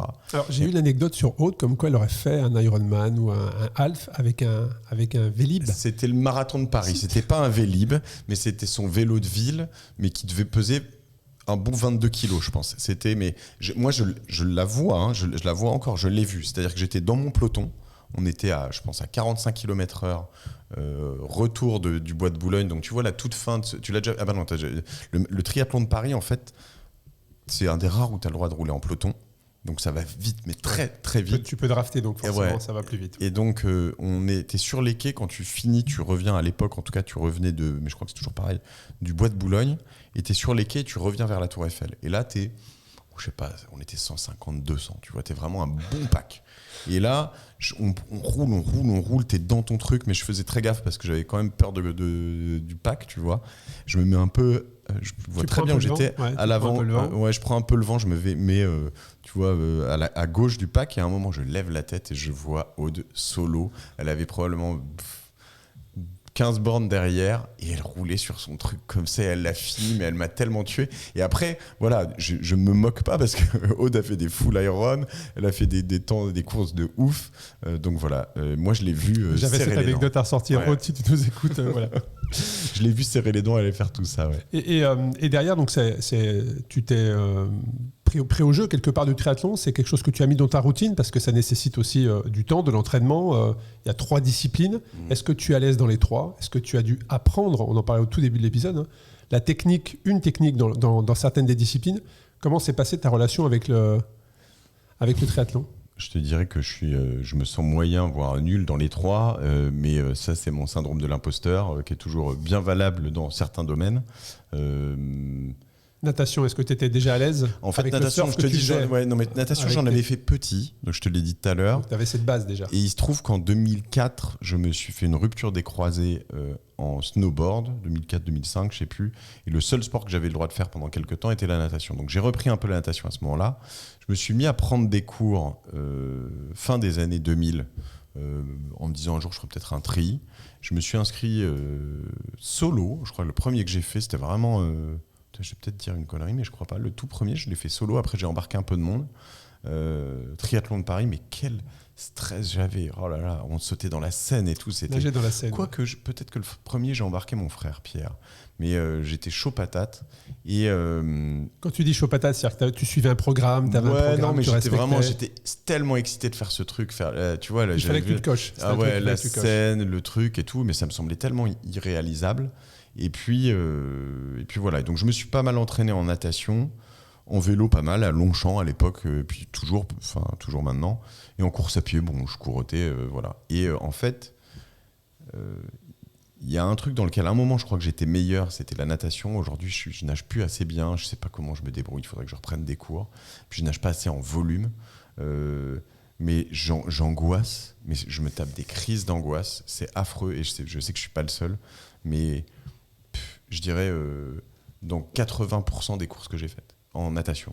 C'est-à-dire que je vais dans l'eau, je fais 5 minutes, et là je me dis je vais me noyer. Ouais. Je vais me noyer, c'est affreux, je prends des coups, je vois. Enfin, à chaque fois, je regarde les bateaux en me disant il y a une option possible, c'est que je tu m'arrête. l'as toujours dans ton champ de Ouais. vision quelque part. Ouais, et je pense qu'eux me regardent et voient bien que je suis en panique totale. Et c'est affreux. Et il faut que je fasse une prépa mentale parce que j'en ai parlé un peu avec Anaëlle Malherbe que j'ai reçue sur Génération Nature Self aussi, qui est une préparatrice mentale à l'INSEP. Elle me dit non, mais il faut qu'on en parle, tu vois. Il faut. Mais c'est totalement irrationnel en fait. Ouais, parce que tu ne profites pas, tu perds en performance, tu ne profites pas vraiment de l'instant. Sur mon semi-Ironman que j'ai fait l'année dernière, j'ai fait, je sais pas, 54 minutes en natation, c'est pas possible. Tu vois, normalement, j'en fais 35, 38, je sais pas. Tu vois, enfin, c'est pas possible. Et j'ai pas, non, mais c'est même pas que je kiffe pas, c'est que je suis. Ouais, t'es pas là en fait. Ouais. Non, mais c'est un enfer. C'est vraiment, et je suis rarement. Donc ça veut dire qu'en termes de, je sais pas si on peut dire charge mentale, mais en tout cas stress lié à l'événement, bah, tu dois perdre une énergie mais incroyable. Non mais ouais, et puis le pire c'est que celui-là, tu vois, cette course-là, j'étais avant, t'es un peu angoissé, mais quand même t'as l'excitation, comme là aux 20 km de Paris. Tu vois, juste avant, il y avait rien qui. Puis je vais à l'eau, je me dis en plus c'est un rolling start d'habitude, tu vois, tu vas chacun, donc je me dis là c'est un rolling start, c'est plus cool. Normalement on est tous à l'eau en même temps, ça va bien se passer. J'étais plutôt assez zen dans ma tête, quoi. Mais j'ai tenu 2 minutes. Ouais. Au bout de 2 minutes, j'étais au bout de ma vie, mais c'était affreux. Et en plus, alors là j'avais quand même un autre truc, c'est que c'était mon premier semi-Ironman, mon seul pour l'instant, et j'avais mon vélo qui était pété, et j'étais bloqué sur le grand plateau. La veille, en mettant le vélo au parking, je suis allé voir, tu fais du vélo toi pas mal, donc tu sais de temps en temps il y a des gens qui réparent un petit peu, etc. Je leur apporte, je leur dis il est mal réglé là, ils me disent allez-y, forcez un peu, n'hésitez pas, je force, pam, le shifter qui tombe. Comme je suis sur Campagnolo, ils avaient rien pour le réparer, ils me disent faut aller à Marseille, je dis, voilà, et donc j'ai appelé un auditeur de Génération Nature Self avec qui j'ai beaucoup roulé, qui s'appelle Victor Debilco, que je te recommanderais d'inviter d'ailleurs, parce que c'est un type extraordinaire, qui m'a emmené quand je vais au Touquet, on roule de temps en temps ensemble. Et puis, lui, il avait fait 2 fois top 10 au semi-Dex, et je lui dis, mec, je sais pas ce que je vais faire demain, en fait, je suis bloqué sur le grand plateau. Et il m'a dit exactement ce qu'allait se passer. Il m'a dit, en fait, j'ai roulé avec toi. Je crois qu'il était aussi autant en programmation neurolinguistique quand il m'a dit, en fait, le début, ça va aller, ça monte un peu, mais c'est OK. Il y a une première côte, tu vas doubler du monde parce que, en fait, c'est sur le grand plateau. Donc, de toute façon, voilà, ça va te mettre bien. Et puis, t'inquiète, j'ai vu ton niveau, voilà. À la fin, il y a le col du Sangle. Tu vas morfler. Mais pareil, tu vas le passer, tu vas doubler, ça va te mettre bien dans ta tête, donc t'inquiète pas et tu finiras. À la course à pied, ça va piquer un peu. C'est ce que j'allais dire, la transition derrière, comment ça se passe? Il m'a dit, à la course à pied, ça va piquer un peu. J'ai souffert, mais le martyr à la course à pied, les cuisses, c'était affreux. Et donc voilà, c'était vraiment, tu sais, ces courses. Je ne vais pas te dire que tout se passe mal. Le vélo, paradoxalement, à la fin, c'est le vélo qui s'est bien passé alors que j'étais bloqué sur le grand plateau, tu vois. Mais c'est génial. En fait, c'est génial. Tu finis ce machin. Ça génère des émotions. Tu nous racontes ça des années plus tard. Ouais, ça génère énormément d'émotions. Mais il y a eu aussi des moments difficiles. Il y a eu un accident, je crois. Tu as fait une chute en J'ai vélo. fait un truc. J'ai réalisé plus tard que j'ai eu je crois qu'on peut appeler ça une expérience de mort imminente. Alors, est-ce que j'ai vraiment vu un tunnel? Je n'en ai pas le souvenir. J'ai quand même des trucs, mais on m'a retrouvé inanimé au bord de la route. Alors c'était pendant une course, pendant un événement? C'était à une semaine, donc 1 an après ce fameux, je crois que le marathon que j'ai fait, c'était le marathon de Paris 2015, et on était engagé sur le semi-Iron Dex en 2016. La semaine d'avant, je vais en Corse chez mes parents récupérer ma fille. J'emmène mon garçon à l'époque qui avait 1 an, je crois, tout pile. J'avais dit à ma femme, écoute, je le prends. Elle me dit, non, bon, peu importe, mais j'avais envie de le prendre. Mes parents étaient contents de le voir. Je laisse ma femme toute seule, qui se faisait un gros week-end de teuf, très contente, voilà. Et je me dis, je me fais une dernière sortie avant la course la semaine prochaine. Et mes parents habitent dans les plaines orientales, donc près d'Aléria, c'est plat et ça monte direct. Donc tu fais, je sais pas, 5-10 km de plat, et là je me suis fait 25 bornes de montée. Et je monte. Ouais, elle est peut-être pas 20. Ouais, si, presque 25 bornes. Et là, je monte. Et puis, un moment, je me dis, bon, attends, je vais pas non plus me cramer une semaine avant. J'ai déjà fait ça, tu vois, les erreurs d'avant. L'expérience. Tu crames, voilà. Donc, j'arrête, c'est l'envie de bien faire aussi. C'est l'envie de bien faire, l'envie d'être au rendez-vous. Et puis d'être prêt mentalement à te dire, je peux faire ça, mais bon. Se rassurer. Et là, je m'arrête, je redescends. Je me dis, bon, je repars. Et là, plus rien. Voilà, on m'a retrouvé 1 kilomètre. Non, et en fait, je me souviens. C'est un animal, c'est une pièce qui casse. En fait, la seule chose que j'ai appris, c'est mon père qui me l'a raconté, c'est que le chirurgien. Alors, ce qui est ouf, c'est que bon, je finis cette histoire. Le chirurgien m'a posé la première question qu'il m'a posée, c'est quel est votre dernier souvenir? Moi, je me souviens plus de l'hôpital, je me souviens plus de rien. Et à ce moment-là, donc j'étais conscient, mais vraiment commotion cérébrale, tout ce que tu veux. Et je dis, le dernier souvenir, c'est bon, je tombe pas dans le ravin. Donc, il m'a dit, donc vous étiez conscient, parce qu'à un moment, je pensais avoir fait une hypoglycémie. Ça aurait pu être. Et en fait, il me dit, vous étiez conscient au moment de la malaise chute. Ouais. Exactement. Et donc, non. Et en fait, ma roue était voilée, mon casque était éclaté, et en fait, a priori, il devait y avoir, honnêtement, et là, j'exagère pas, mais 1 centime 6, 8 lampadaires sur toutes les 30 bornes que j'ai fait, j'en ai pris en pleine gueule. Et donc, voilà, je me suis fracturé les dorsales, clavicules, trauma crânien. Enfin voilà, j'étais au bord de la route. On m'a retrouvé, il pense à peu près 3 quarts d'heure après le choc. Le temps que. Donc, c'est des gens qui passaient par là, mais il n'y avait personne. C'était une route, c'était en avril dans les montagnes corses, il n'y a personne. Le temps que les pompiers arrivent, j'ai appelé ma femme. Il se trouve que j'avais mes écouteurs. J'écoutais des podcasts déjà à l'époque. J'avais mes écouteurs. Et, donc tu appelles ta femme avant que les. J'avais des moments de lucidité. Donc en fait, je m'en souviens plus, mais il se trouve que il y a des moments où j'ouvrais les yeux. Oui, il y a une perte de connaissance. Voilà. Toujours éveillé, mais. Et donc, tu vois, tu repars, tu reviens, tu repars, tu reviens.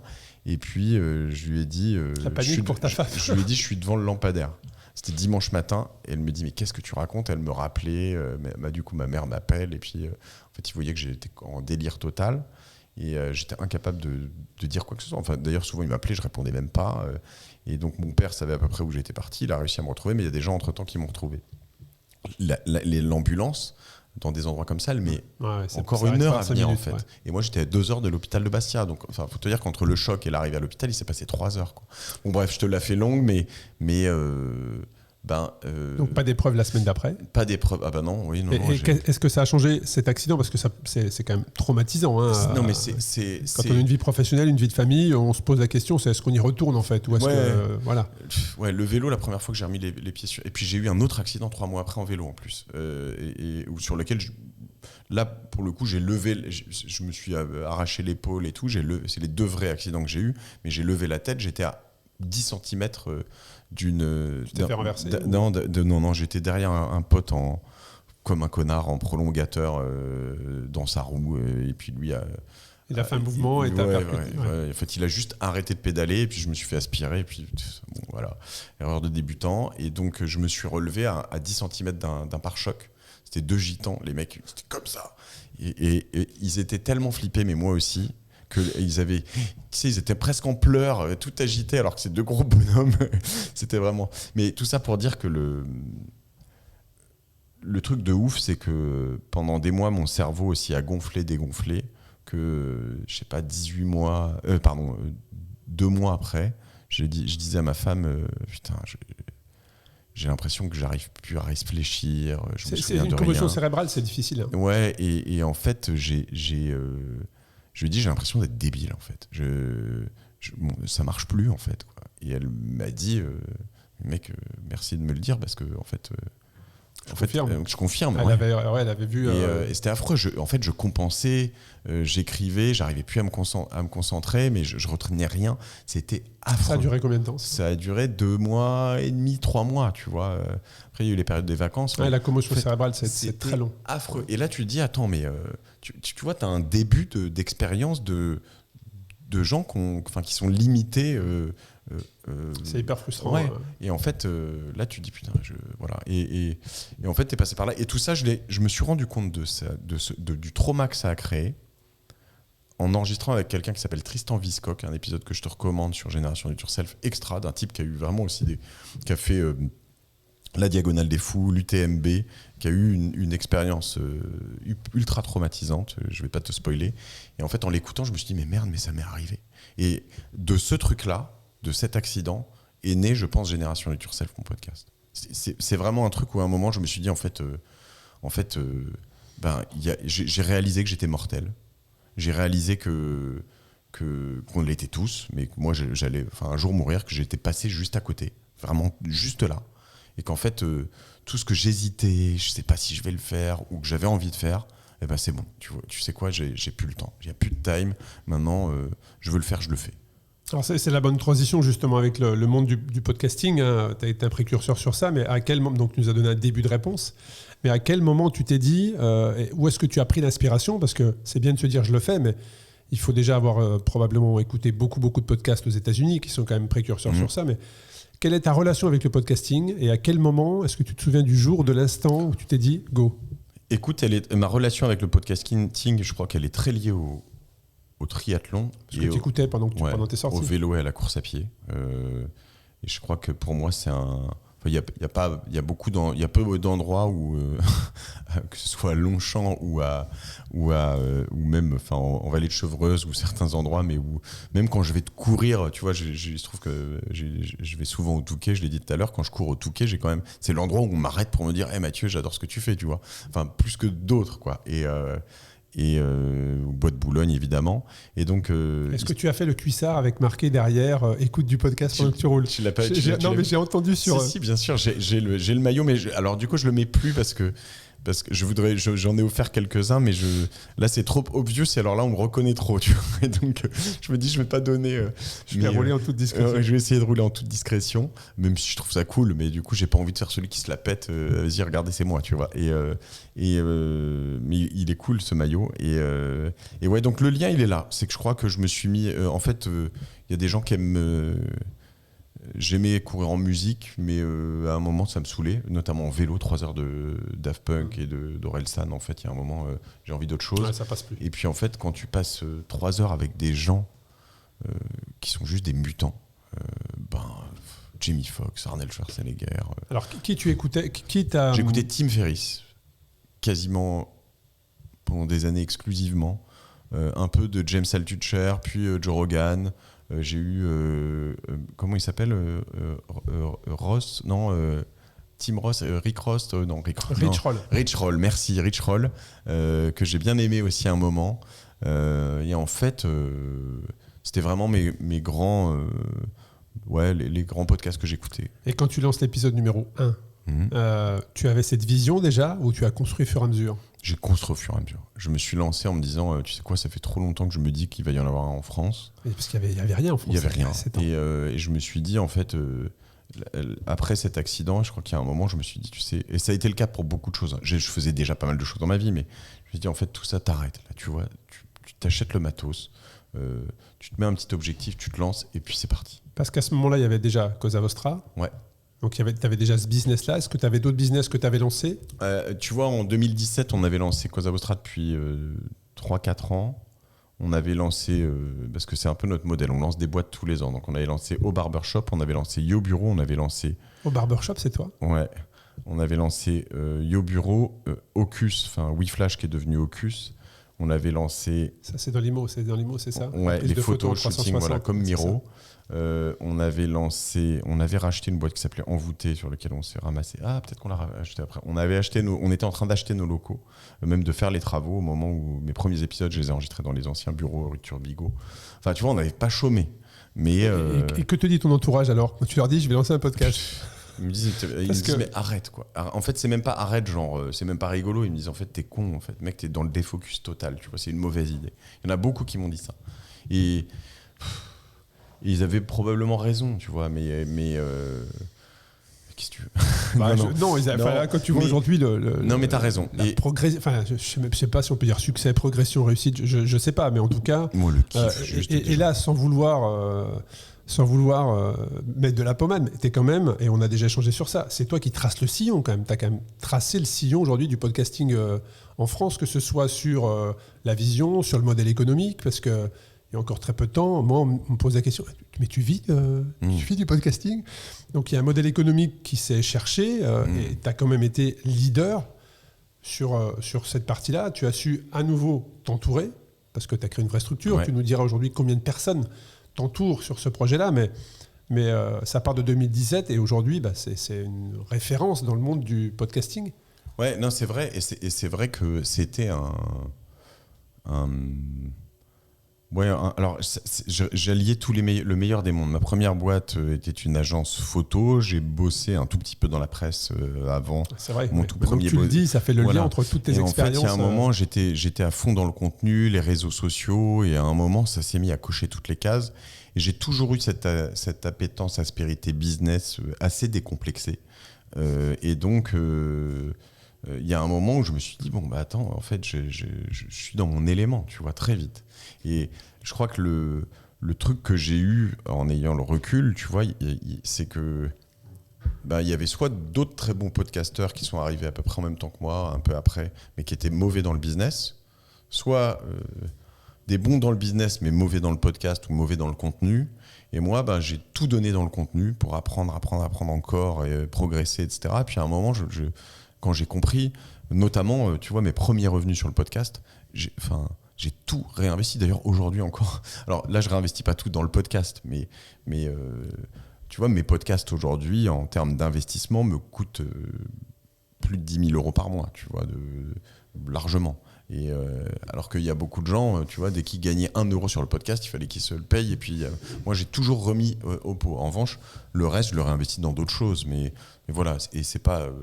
Donc, j'ai toujours été dans cette dynamique où au début, je voulais pas en vivre. Après, je me suis rendu compte que petit bambou. Au début, c'était vraiment. Tu t'es dit, je vais kiffer en fait. Ouais, je vais kiffer. Je vais rencontrer des gens. Ouais. Je vais rencontrer des gens en fait. Je pense que c'est la base en fait. Mais si t'aimes pas ça, t'es mal barré quoi. Je vais rencontrer des gens et puis voilà, tu vois, moi ce matin, j'enregistre avec Alexis Pinturo. Tu vois qui c'est ou pas? Bien sûr. Ouais. Bien sûr. Putain, mec, je viens de passer, mais t'imagines ou pas 2 heures avec un mec qui est champion du monde, multi-champion du monde, multi-champion qui du prend des monde, pentes de malade à fond la caisse. Putain, tu vois la chance que j'ai. Et puis ça s'est fait entre 2 discussions, tac tac, tu peux, oui, il est là, oui, très bien, boum, c'est fait. Putain, c'est génial. Je pourrais payer pour ça, donc me dire qu'en plus je suis payé, c'est une arnaque. Justement, au niveau des invités, est-ce que tu es accompagné? Est-ce que c'est toi qui décides? Parce qu'aujourd'hui, alors on parle de génération do it yourself, mais tu as d'autres podcasts, tu pourras nous le dire, mais là on se concentre sur celui-ci qui est la référence. Je dirais presque que tu dois probablement être démarché pour passer sur ton podcast, très clairement, parce que ça fait un outil de promotion aujourd'hui. 10 fois par jour. Voilà, très clairement. Donc, tu peux avoir... Alors, je vais te dire, tu peux avoir qui tu veux et tu vas me répondre non, je ne peux pas avoir qui je veux, j'ai pas Zidane, j'ai pas...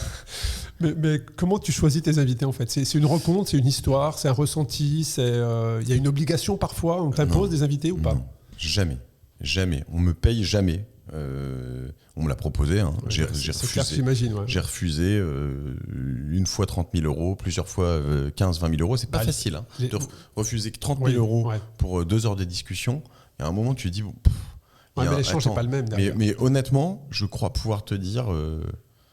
C'est là où si quelqu'un m'entend, ils vont essayer et puis je vais craquer. Mais je crois pouvoir te dire que je refuserai 1 million d'euros. Tu vois. En tout cas, je peux te dire que je refuserai 1 million d'euros si j'ai pas le droit de dire que c'est rémunéré. C'est-à-dire que s'il l'est, je veux au moins pouvoir le dire. Mais même ça, j'ai refusé. Je veux pas en fait faire du contenu. Dès que je suis payé pour quelque chose, que je parle d'une marque, tu vois, Samsung, c'est un sponsor. Bon, je suis payé pour parler de Samsung. Tu le dis ouvertement. Moi, je te vois avec aujourd'hui tes 2 montres et je me dis merde, je suis pas le seul à avoir de montres. T'as vu, j'en ai même. Alors justement, c'était une de mes questions. C'est sur les datas, on en parlera tout à l'heure. Mais voilà, Garmin, je suis pas payé. Ils me l'ont offerte, mais bon, je suis pas payé. Et voilà. Et après, non, ce que je veux dire, donc j'ai creusé ce sillon.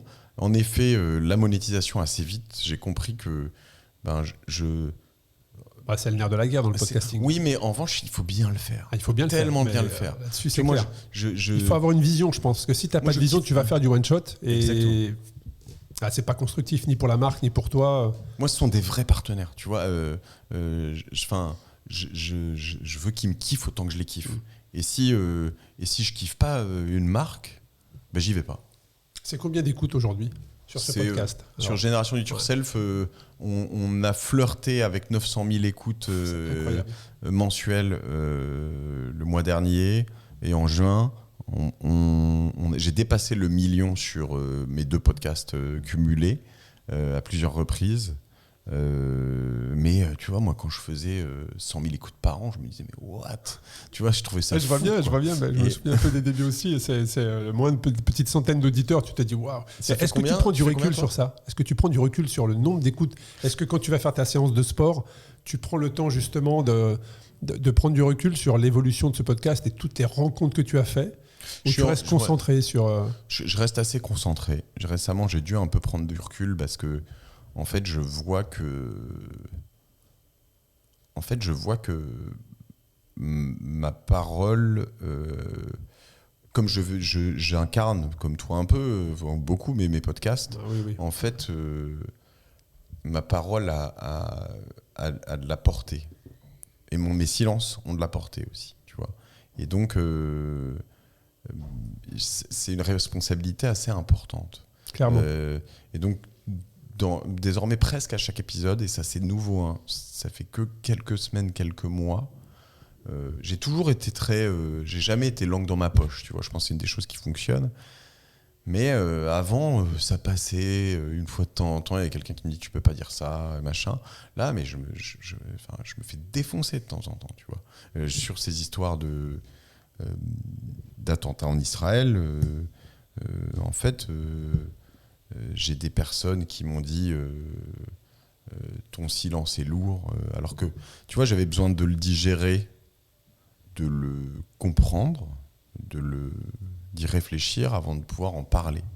Et donc je trouve ça injuste qu'on me dise en fait t'as pas le droit de rien dire. Et puis quand je dis un truc, je me fais défoncer par d'autres qui me disent en fait t'as rien compris à ce qui se passe là-bas. C'est parce que maintenant, tu as cette visibilité, oui. 900 000 écoutes. Mais ce qui veut dire qu'à un moment, quoi, tu vois Et je fais quoi? J'en fais quoi? Est-ce que je m'écrase du coup? Je lisse parce que, tu vois, on en parlait avec Christopher, que tu connais de chez Orso Média, on en parlait avec Clémence, ma productrice, avec qui j'étais juste avant. En fait, il y a une solution qui est de dire je vais lisser un peu tout ça. Je vais arrêter d'être... Et moi, ça m'emmerde en fait. J'ai pas envie d'être comme ça. J'ai pas envie. Donc, ce qui veut dire que tu n'as pas de script sur tes épisodes. Tu les prépares bien évidemment, ouais. Mais il n'y a personne qui les relie, qui te les prépare, ou qui t'accompagne peut-être sur les questions, sur les sujets, sur le passé ou quelques anecdotes de l'invité, ce qui est tout à fait normal. Mais il n'y a pas vraiment de choses à ne pas dire. Tu es suffisamment intelligent pour savoir ce qu'il faut dire ou pas, mais il y a des sujets, récemment, tu vois, je lance un épisode dans quelques jours avec Camille Aumont-Carnel qui est sur je m'emballe clito, c'est une femme, je suis un homme, elle est quand même une génération en dessous de moi, elle est assez engagée, etc. Ma productrice va me dire, essaye de pas aller sur ça, ou de pas poser cette question comme ça, etc. Et le problème, c'est qu'elle sait que le plus elle me dit ça, le plus j'ai envie d'y aller. Donc, du coup, il faut faire attention parce que là-dessus, parce qu'en fait, tu vois, en fait, je veux pas être un... Là, on m'a reproché, par exemple, d'avoir reçu des gens comme Pierre-Édouard Sterrin. Tu vois qui c'est, le patron de Smartbox. Oui, exact, j'ai écouté l'épisode. Mais qui est lunaire. Ah, lunaire. Mais lunaire, j'en ai fait 2, mais écoutez les 2. Je pense que sur cet épisode où j'ai pris 2 flashs en quelques kilomètres. Ah oui, mais lunaire, en fait. Mais bon, il y en a quand même un dans lequel il me dit qu'il veut devenir saint. S-A-I-N-T. Ouais, tout à fait. Je mets un temps à comprendre, il n'avait jamais dit ça. Le premier, il me dit qu'il va déshériter ses enfants, alors que le type est quand même accessoirement milliardaire. Donc, et il l'a fait depuis. Voilà, et le deuxième, il me dit qu'il veut devenir saint, si tu veux.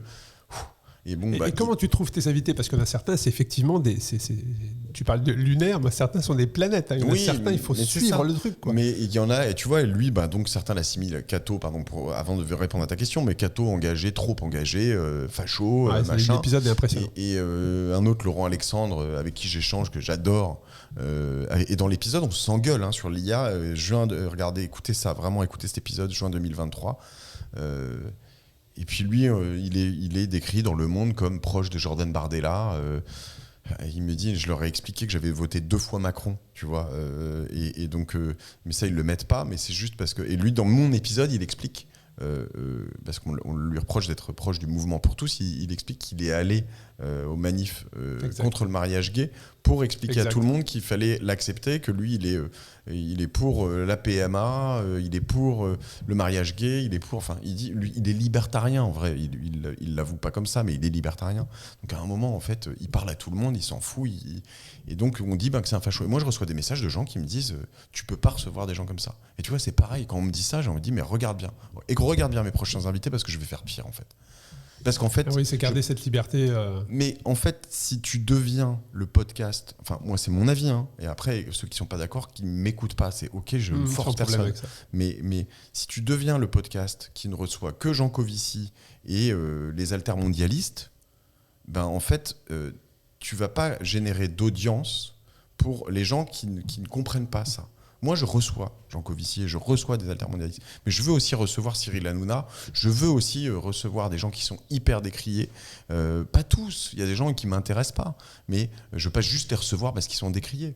C'est quoi ? C'est l'envie d'entendre leur histoire, en fait. Mais voilà. de comprendre. Ouais, de comprendre. Ouais. Qu'est-ce qu'il y a dans la tête de ces gens-là ? Pourquoi ils font tout ça ? Comment ça marche ? Pourquoi ils sont aussi forts ? Je veux dire, Hanouna, tu l'aimes ou tu le détestes ? Moi, je m'en fous, en vrai, je regarde pas ce qu'il fait. Seulement juste, je note que c'est le plus gros ou l'un des plus gros producteurs de télé en France, que la moitié de la France l'écoute tous les jours sur des chaînes secondaires et que c'est un truc de ouf. Donc à un moment, dire je l'invite pas parce que je sais pas quoi, ben non, c'est pas mon constat. Et tu vois, là-dessus, c'est un des points, et je suis pas un fan inconditionnel de Joe Rogan, mais qui est un des plus gros podcasteurs, parce que lui, il est capable d'aller inviter, tu vois, un jour Snoop Dogg sur un épisode extra, et le lendemain, il fait des suprémacistes blancs.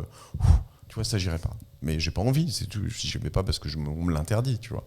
Voilà. Et comment je vais les chercher ? Comment tu vas les chercher ? Est-ce qu'il y a un épisode qui t'a plus, alors pas marqué parce que c'est difficile dans les centaines d'épisodes que tu as pu faire, mais qui a vraiment eu un impact, où en sortant du studio, tu t'es dit waouh, là j'ai pris une claque. Parce que forcément, hein, tu as en face de toi des invités qui sont à cœur ouvert, très clairement. J'en prends quasi à chaque fois. Ouais, c'est ça. Tu vois, Pinturo ce matin, si tu regardes les vidéos, je ne sais pas si ça se verra sur YouTube, je ne sais pas si ça s'entend un peu, mais il y a quand même un moment, on pleure tous les deux. Tu vois, enfin, on a. Il y a de l'émotion. Ouais, alors je suis à fleur de peau en ce moment, mais j'allais dire, c'est dur parfois. Quand tu sors du studio, il faut encaisser aussi ces émotions-là.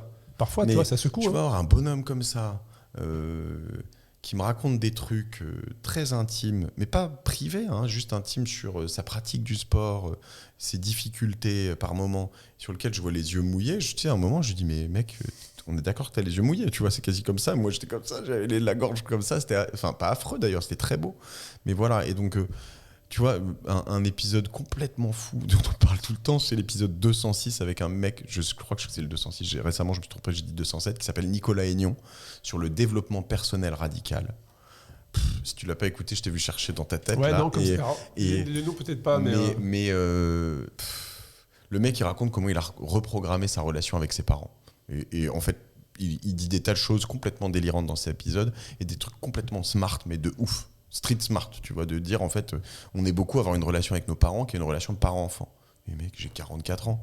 D'où tu vas me parler en me disant comment je dois éduquer mes enfants en fait. Il n'y a même pas moyen. Mes parents ne le font pas, ils ne sont pas comme ça, j'ai de la chance, mais je vois certains parents de potes, tu vois, tu as envie de dire, mais ce ne sont plus tes parents en fait, c'est plus lui qui t'éduque, ça c'est fini depuis 20 ans. Donc va leur parler un moment, mais lui il te le dit, hein, va leur parler, va leur dire, en fait, je vous aime, vous m'aimez, c'est ok, mais maintenant mon éducation elle est terminée. Tu vois, donc on est entre adultes. Et après, il faut aussi savoir leur dire des choses que tu penses, mais toujours avec, tu vois, en communication non violente. Quoi. Donc, voilà.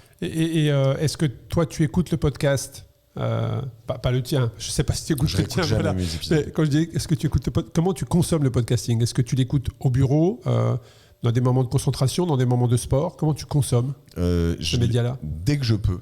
Dès que j'ai 2 minutes, là tu vois je suis venu en vélo, ce n'est pas un partenaire non plus, mais j'ai ce casque Sena, tu vois ou pas comment ça fonctionne ? Tu l'as vu ? Je connais la marque. Et tu peux écouter effectivement. Donc j'ai mes écouteurs qui sont en dehors des oreilles, donc j'entends la circulation. Là j'ai écouté Lex Fridman et Yuval Noah Harari. Épisode stratosphérique que j'étais en train de finir là en arrivant. Mais mind-blowing. Voilà. J'écoute J'écoute quelques Français depuis quelques temps. J'écoute des gens de nos équipes, Seb Coinon. Parce que Orso Média, c'est combien de podcasts aujourd'hui? C'est 25, je crois. 25 podcasts. Mais il faudrait qu'on bosse plus dans le sport, moi, je pense. Mais Christopher aussi, d'ailleurs.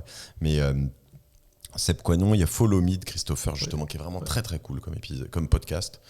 Et puis Laurent Dupanier, parce que c'est des vrais trucs d'apprentissage, quoi. Le e-commerce, moi, je m'y connais en surface. Mais en fait... je fais des épisodes sur le dropshipping, tu vois des gens qui transforment un PrestaShop, qui rachètent sur un truc, et puis en fait ils passent de 300 000 à 30 millions de chiffre d'affaires en un an. Tu te dis non mais sérieux? Comment c'est possible? Ouais. Donc c'est intéressant. Et voilà, mais je suis quand même principalement sur de l'anglais quand même. Et dans tout ça, le sport, alors quels sont tes futurs objectifs? Est-ce que tu as toujours une routine sportive? Est-ce que dans la semaine, tu as tes routines ou c'est un peu en fonction justement de ton emploi du temps? Non, je crois qu'il faut absolument avoir des routines. Alors, il y a des gens qui sont forts sans, mais moi, j'ai besoin de Sinon, routine. tu zappes. Sinon, tu restes concentré sur... Exactement. Faut avoir des engagements. Donc là, j'ai terminé mon dernier engagement qui était les 20 km de Paris ce week-end. 2024, tu as déjà positionné quelque chose? 2024, j'ai un dossard pour le marathon pour tous, pour les JO. Exact. Donc, la problématique est d'être... C'est quelle période? C'est genre 12 ou 13 août. Déjà, c'est marathon plein été, il risque de faire chaud, mais c'est le soir. C'est le parcours des JO, donc c'est Paris, Versailles-Paris, donc niveau dénivelé, c'est compliqué. Mais c'est surtout en plein mois d'août, au moment où je suis généralement en vacances. Donc il y a une petite tractation à avoir intrafamiliale. Une négociation. Voilà. Je veux absolument me réengager sur au moins un semi-Ironman. Je crois que j'ai quand même en rêve d'en faire un full un jour, mais il faut que ça j'ai pas le temps pour l'instant. Mais je dois t'avouer que c'est quand même un objectif de vie. Tu veux le cocher? C'est un truc qu'il faut cocher. Et puis des gens aiment pas trop. Tu vois, ils ont racheté plus ou moins, je sais pas comment on dit, si c'est racheté, mais l'UTMB. Ah oui, des franchises, les franchises. De marque, ouais. Mais je trouve que c'est une tellement belle Ironman, marque. Ouais. C'est une tellement belle marque. Et c'est des tellement... Tu vois, t'as des trucs, je sais pas, je crois qu'il y a des trucs, c'est quoi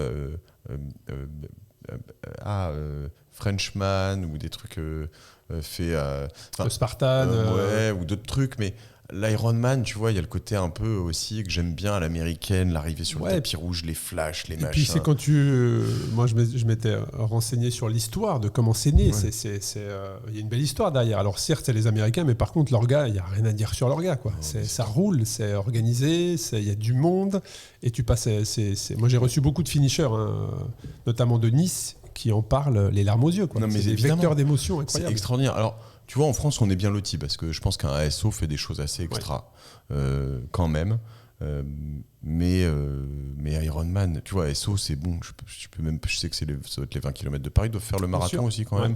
Bon, le Tour de France, etc. Mais c'est pas une course, en fait. C'est des trucs. Ironman, c'est pas une franchise, tu veux dire. Tu peux pas en faire partout autour de la planète. Ouais. Et donc ça, je pense que ce sera ça. Il va y avoir quelques semis, ça c'est sûr. Et j'aimerais bien me faire un truc en vélo. J'allais te poser la question justement. Ta plus longue distance en vélo, c'est quoi? 110 ou 120, je pense. Et tu penses que ta limite, elle est où? C'est-à-dire que tu penses, si je te dis demain un 300, un 500, est-ce que c'est possible? Journée, je sais pas. Pas tout de suite. Je suis vraiment de ceux qui croient que si je m'entraîne, je peux aller loin, tu vois. Parce que je peux avoir un défi pour toi. Moi, je peux avoir un défi pour toi. Ok. Sur fin juin, est-ce que tu as quelque chose fin juin? La difficulté, c'est que si j'ai le marathon après, rouler, alors c'est bien de faire les deux, mais faire beaucoup de vélo, c'est quand même peut-être dur. Parce que fin juin, notamment à l'occasion de Race Cross France, que j'organise pour la 7e édition, il y a un 300. Un 300, c'est déjà une belle distance en vélo, 300, tu vois. Donc là, ma question, c'est si je te trouve un coach, c'est-à-dire que si on t'entraîne, est-ce que tu penses que ça peut être un défi pour toi? Putain, j'aimerais bien. Et ce serait où? Mandelieu, Cannes, Nice, pardon. 300 km. Je te positionne, mais précisément, c'est le pied du Mont Ventoux, Malocène. Donc tu commences par le Ventoux directement. Et après, tu glisses jusqu'à la mer et une formidable arrivée à Mandelieu-la-Napoule. À côté de Cannes, justement. Moi, mon point faible, c'est que je suis un peu trapu et tout, c'est le dénivelé. C'est sûr que je suis pas un bon grimpeur. Putain, est-ce que je dois m'engager sur ce défi? En tout cas, ça me chauffe. Écoute, ça me chauffe. Tu l'as en tête. Non, ça me chauffe. Voilà. Et l'histoire du coach, ça me chauffe aussi. Tu vois, un des trucs que j'aimerais faire, c'est un Paris-Le Touquet. J'ai pas le. C'est combien de bornes d'ailleurs à Paris Ça doit faire, en fait, ça fait 200. Je pense que ça fait 220. Enfin, si tu passes pas par l'autoroute tout droit qui coupe, je pense Moi, que ça j'adore doit le faire un peu Touquet. plus. Pendant 6 ans, on a donné le départ de Race Cross France là-bas. Et franchement, j'adore cette ville. Et je pense que ce serait un bon truc, tu vois, 200, 220. Ouais, c'est bien. Ça, Ça je change sais une que- journée. Ouais. Ouais, c'est ça. Ouais. Tu pars tôt le matin, et- tu te fais une bonne bouffe au milieu, t'arrives, tu bois une bière, t'es content. Faut tu vois. juste espérer que le vent soit. Ouais, dans le bon favorable. sens, ouais, c'est ça. Sinon, ça peut être un peu plus long. Mais en mais tout cas, ouais, c'est une belle distance. J'ai un truc, c'est que. Bon, déjà, il faudrait que je m'achète un beau vélo parce que je suis un peu barre de fer. Mes vélos, ils sont ok, mais mon premier vélo, c'est un Condor que j'ai mis au Touquet maintenant, qui est une belle marque, Condor. Très belle marque. Et en fait, j'ai voulu, après l'avoir flingué à l'Ironman, Ouais. je suis allé chez un marchand à Paris, je tairai son nom, mais je crois vraiment qu'il a voulu me la faire à l'envers. Il m'a dit ton groupe Campa, faut le changer entièrement. Il y en a pour 1 800 €. Je suis allé au Touquet, les mecs m'ont changé 2 trucs, il y en a eu pour 100 balles. Donc je t'avoue que il était plutôt dans l'ouest parisien, je dirais, en dehors de Paris, je dirais pas plus. Ça m'a saoulé. On m'a offert du coup entre-temps le cube d'un de mes copains. Mais je crois que c'est un petit vélo, il est carbone quand même. Mais Ouais, mais c'est une belle marque. C'est une belle marque, mais j'aimerais bien me claquer un beau, je sais pas, un BMC, un truc à... Bah, aujourd'hui, dans le monde du vélo, si tu suis, il y a des très très beaux vélos. Ouais. Ouais. Puis tous les accessoires qui vont tout, les roues qui font aussi beaucoup. Ouais. Mais la question que j'ai, c'est est-ce que tu les fais on m'a dit qu'il y avait je crois un Américain, je sais pas où il est placé, dans le sud de Paris, qui faisait les réglages, mais des réglages de vélo de ouf. Moi, je me fais des tendinites. Alors, moi, je peux te genou, conseiller... ici, là, c'est le vélo, on est d'accord, qui fait ça devant le genou. Généralement, ça peut être le recul de selle, mais je te conseillerais le groupe Mohawks, Ok. qui est à Taverny. Putain, faut se le faire. Ouais, mais par contre, là, je te donnerai les coordonnées de Nicolas qui gère ça. Franchement, c'est génial. J'aimerais Tu avoir une ressors, étude tout est posturale, positionné c'est ça, de la ouais. cale. Parce que c'est ça le problème sur les études posturales. C'est que certains, ils vont jouer que sur ta hauteur de selle ou ton recul de selle. Ça change pas grand-chose. Mais là, dans cette salle-là, où il y a eu un gros investissement qui a été fait, je te donnerai les coordonnées. Là, je pourrais te mettre en relation avec Nicolas du groupe Mohawks. Mais pour le coup, c'est une très belle étude. Et surtout, tu ressors, tu es vraiment posé sur ton vélo. On n'a pas joué juste uniquement sur ton recul de selle. On pourra en parler pendant des heures. Juste sur les datas, parce qu'effectivement, il y a les 2 montres, je t'ai souvent vu avec. C'est quoi? C'est que tu traques des choses avec ces 2 montres. Tu traques ton sommeil, tu traques tes pas. Il y a un concours dans ta boîte à celui qui fait le plus de pas. C'est quoi? Non, c'est vraiment pas un concours. C'est vraiment par rapport à moi-même. Mais c'est vrai que je suis assez... En fait, pour moi, je suis pas transhumaniste. Je ne suis pas contre non plus. Je pense que... En revanche, je pense que... Je pense qu'on va arriver dans une phase dans les prochaines années. Je pense qu'on pourrait techniquement y être déjà. Bon, que j'ai réalisé récemment qu'en fait, tout le monde fabule sur le fait d'avoir des puces sous la peau. Bon, toi, tu as 2 puces sur la peau. Tu as d'un côté une Apple Watch Ultra, c'est ça, et de l'autre côté un bracelet Whoop. Whoop, c'est ça. J'ai pas le capteur Super Sapiens. Il faut que tu m'expliques pourquoi tu as les 2 après. Mais, donc moi, j'ai cette Garmin qui est vraiment... cool, je crois, enfin c'est une bonne montre, et en fait le capteur il est sur la peau en fait, donc on commence déjà là-dessus. Ce que je trouve fou, c'est qu'en fait on n'arrive pas chez le médecin avec comme en fait ta voiture quand même aujourd'hui depuis quelques années, le mec qui te la branche, il fait un diag. Là tu arrives chez ton médecin, il prend ton pouls, mais ça n'a aucun sens. En fait, ce qu'il faut, c'est pas le prendre ton pouls à l'instant T, c'est d'avoir ton... Clairement. Moi, mon pouls, il peut l'avoir sur les 2 années, sur les 10 années passées. Enfin, tu vois, mais très clairement. Et donc, aujourd'hui, en fait, oui, tu peux avoir tu peux même, et c'est pour ça que j'ai le bracelet Whoop, c'est que tu peux avoir la variabilité de ta respiration la nuit. Oui. Et donc, la VFC, c'est pas ça, non. Non, oui, enfin, mais oui, c'est de ce style-là, et comme ça te dit, ah là, il se passe un truc. Et une fois, quand j'ai eu le Covid, tous tes voyants sont en rouge, en fait. Y a mais pas oui, photo. mais tu vois, en plus, le problème, c'est qu'ils n'ont pas le droit. Oui. De te dire ça, parce qu'ils déjà ils veulent pas prendre cette responsabilité parce qu'ils ont peur que tu remplaces, que tu prennes ta montre pour un médecin et qu'un jour si t'arrive un truc tu te retournes contre une Garmin, contre machin. Ouais. Donc ça c'est super agaçant. Mais moi j'aimerais bien à un moment pouvoir signer des charges et dire dis-moi quand il se passe quoi et quand il faut que j'aille voir chez le médecin, quand il faut que j'aille voir faire la révision. Ouais, mais ça devrait être le présent. Et donc voilà, moi j'ai un peu de ça, je me dis j'enregistre mon backlog. Au moins pour l'avenir, pour pouvoir dire... tu le fais d'ailleurs, tu le fais pour ça. Bah ouais, je me dis, voilà. C'est intéressant. Et après, alors, il y a des pour, des contre, il y a des trucs où je me suis rendu compte que, de temps en temps, ma Garmin, le matin, me dit... vous avez passé une mauvaise nuit. Et là, j'avais l'impression d'avoir très bien dormi, donc ça me flingue ma journée. Ça m'est arrivé récemment. Non, mais en vrai, ça y est, je suis passé au-delà, mais ça me fait maintenant, ça me fait plutôt sourire. Cela dit, il y a aussi l'inverse, où des jours où j'ai l'impression de mal dormir, et il me dit que j'ai fait une très bonne nuit, et ça me remet, voilà. Ouais, ça, alors, notamment sur le sommeil, moi, c'est mon sujet du moment. Hein. Je dors très très mal en ce moment.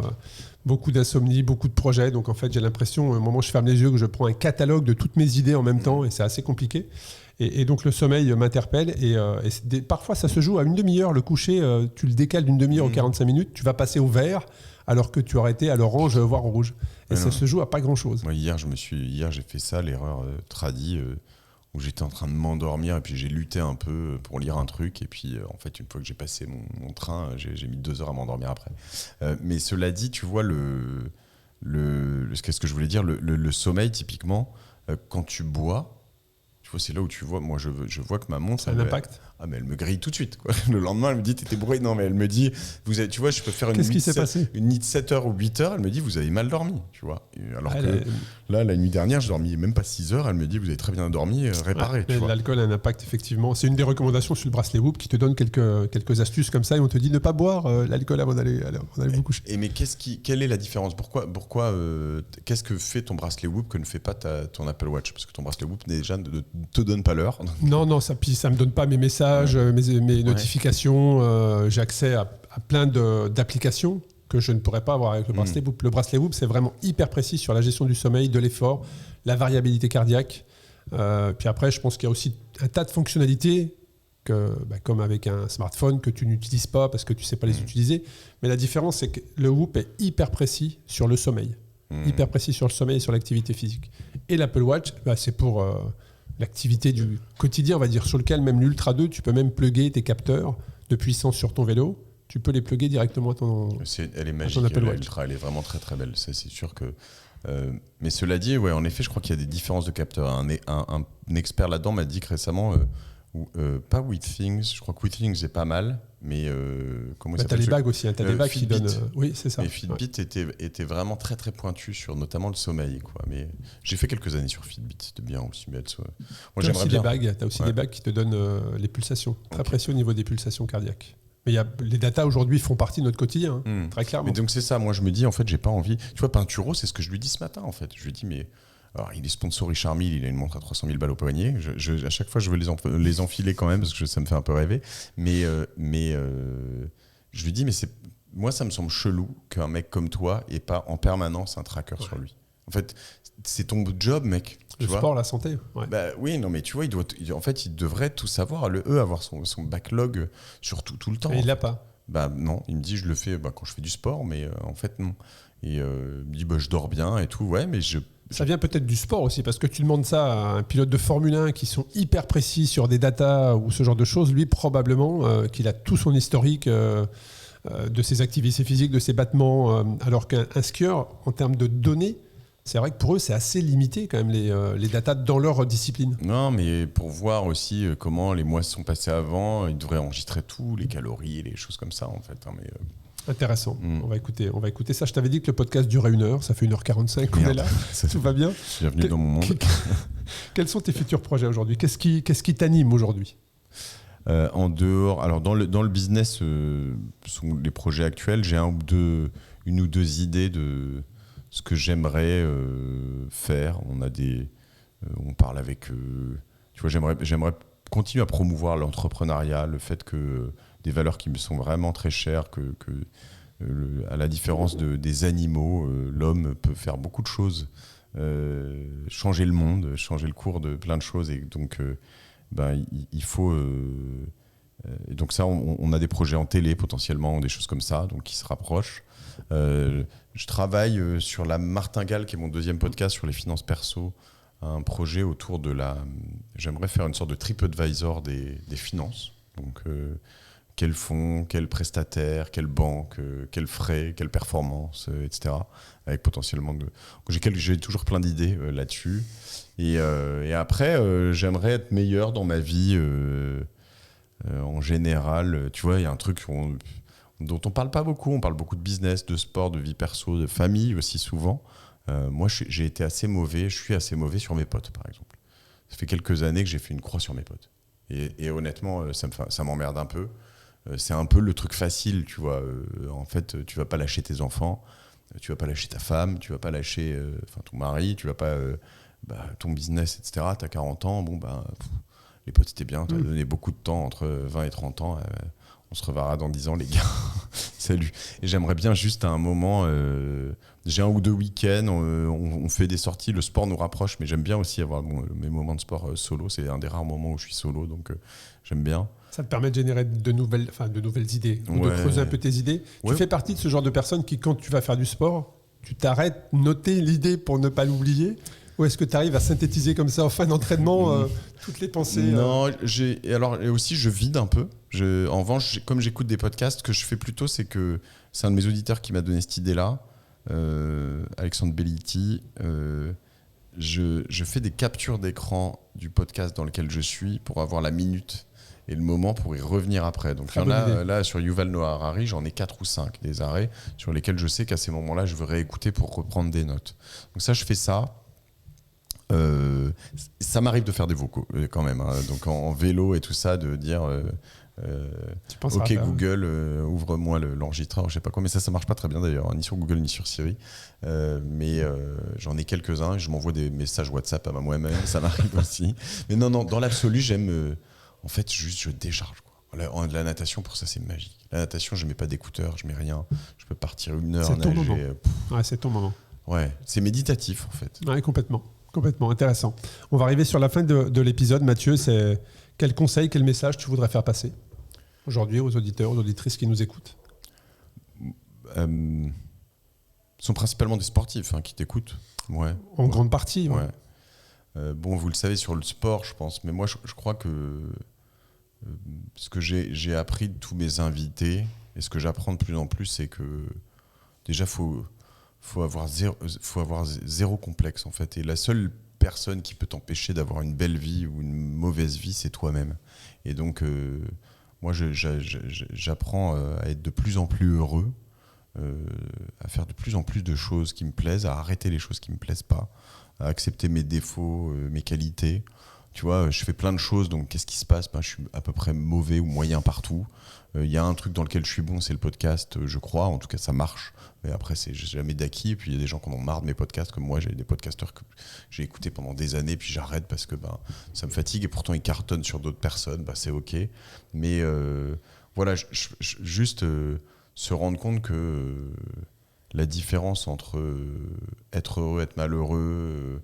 en fait, c'est des choix qu'on doit faire personnellement. C'est un moment, il y a des gens qui sont malades, il y a des gens qui sont dépressifs, il y a des gens qui ont des vraies maladies, et ça, c'est encore autre chose. Je parle aux autres, moi, mais moi, je suis quelqu'un qui me bat pour, et idéalement pas trop contre. Ça m'intéresse pas. Tu vois, toutes les histoires je sais pas moi, de syndicats en France, de choses comme ça. En fait, il y a un moment, je dis, mais t'es pas heureux dans ton job, mais va ailleurs, quoi. Te bats pas contre ton patron, en fait. Ça sert à rien. La vie est trop courte, quoi. Et donc après, c'est bien, il faut de ça aussi. Il faut qu'il y ait des gens qui défendent, surtout qu'il y a des patrons qui sont des gros cons.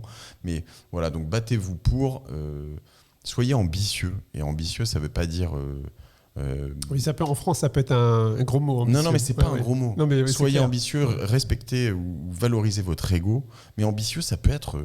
soyez ambitieux pour être le meilleur. Non, mais pour être le meilleur papa ou la meilleure maman, si c'est ça votre ambition. Si t'es dans une mairie et que ton kiff, c'est d'être le meilleur. En revanche, voilà, soyez pas maussade, médiocre, en fait. C'est chiant. La vie est trop courte pour ça. Donc voilà, dans le jardinage, dans ce que tu veux, mais faites les choses à fond, quoi. Parfait, la vie est trop courte pour ça, je retiendrai ça. Merci beaucoup Mathieu. Merci Arnaud, c'était un grand plaisir d'être avec toi, de te rencontrer en vrai après toutes ces années. Et moi, le plaisir était pour moi. Je veux dire à tout le monde juste un truc important pour Arnaud, c'est s'abonner, parce qu'il y a des gens qui écoutent des podcasts et qui ne s'abonnent pas à la fin, donc vous cliquez sur s'abonner, vous êtes sur Spotify, sur Apple, etc. Et l'autre truc qui a fait la différence pour moi, sur Génération Do It Yourself, et si c'est pas celui-là parce que vous êtes juste bloqué sur votre vélo avec moi depuis tout à l'heure et que vous n'avez pas pu mettre next, je suis insupportable, c'est pas grave, c'est ok. Mais si c'est un autre épisode, vous le partagez épisode après épisode, vous dites pour Arnaud, je vais partager à 2 personnes. Moi, je me suis rendu compte que ma plus grosse source de trafic sur Génération It Yourself, c'était WhatsApp. C'est ni LinkedIn, ni Insta, ni tout ce que tu veux, c'est WhatsApp. Les gens partagent mes épisodes et je leur demande en fait, mais même maintenant ils le font naturellement. Donc pensez à 2 personnes, ou 3, ou 4, parce qu'il y a des gens qui écoutent et qui ne le feront pas, donc à qui vous pouvez partager cet épisode en disant tiens ça devrait te parler, ou le prochain, et vous ferez, c'est la vraie bonne action que vous pouvez faire pour Arnaud. Un grand merci pour ça. Merci à toi. Salut. Merci d'avoir écouté cet épisode captivant d'Ultra Talk. J'espère que cette conversation inspirante avec des individus audacieux vous a laissé avec de nouvelles perspectives et une motivation renouvelée. N'oubliez pas que vous aussi, vous pouvez embrasser l'extraordinaire dans votre propre vie. Restez connectés sur les réseaux sociaux Ultra Talk et sur le site ultratalk-podcast.com. Continuez à vous aventurer et à repousser vos limites. À la semaine prochaine pour un nouvel épisode passionnant d'Ultra Talk.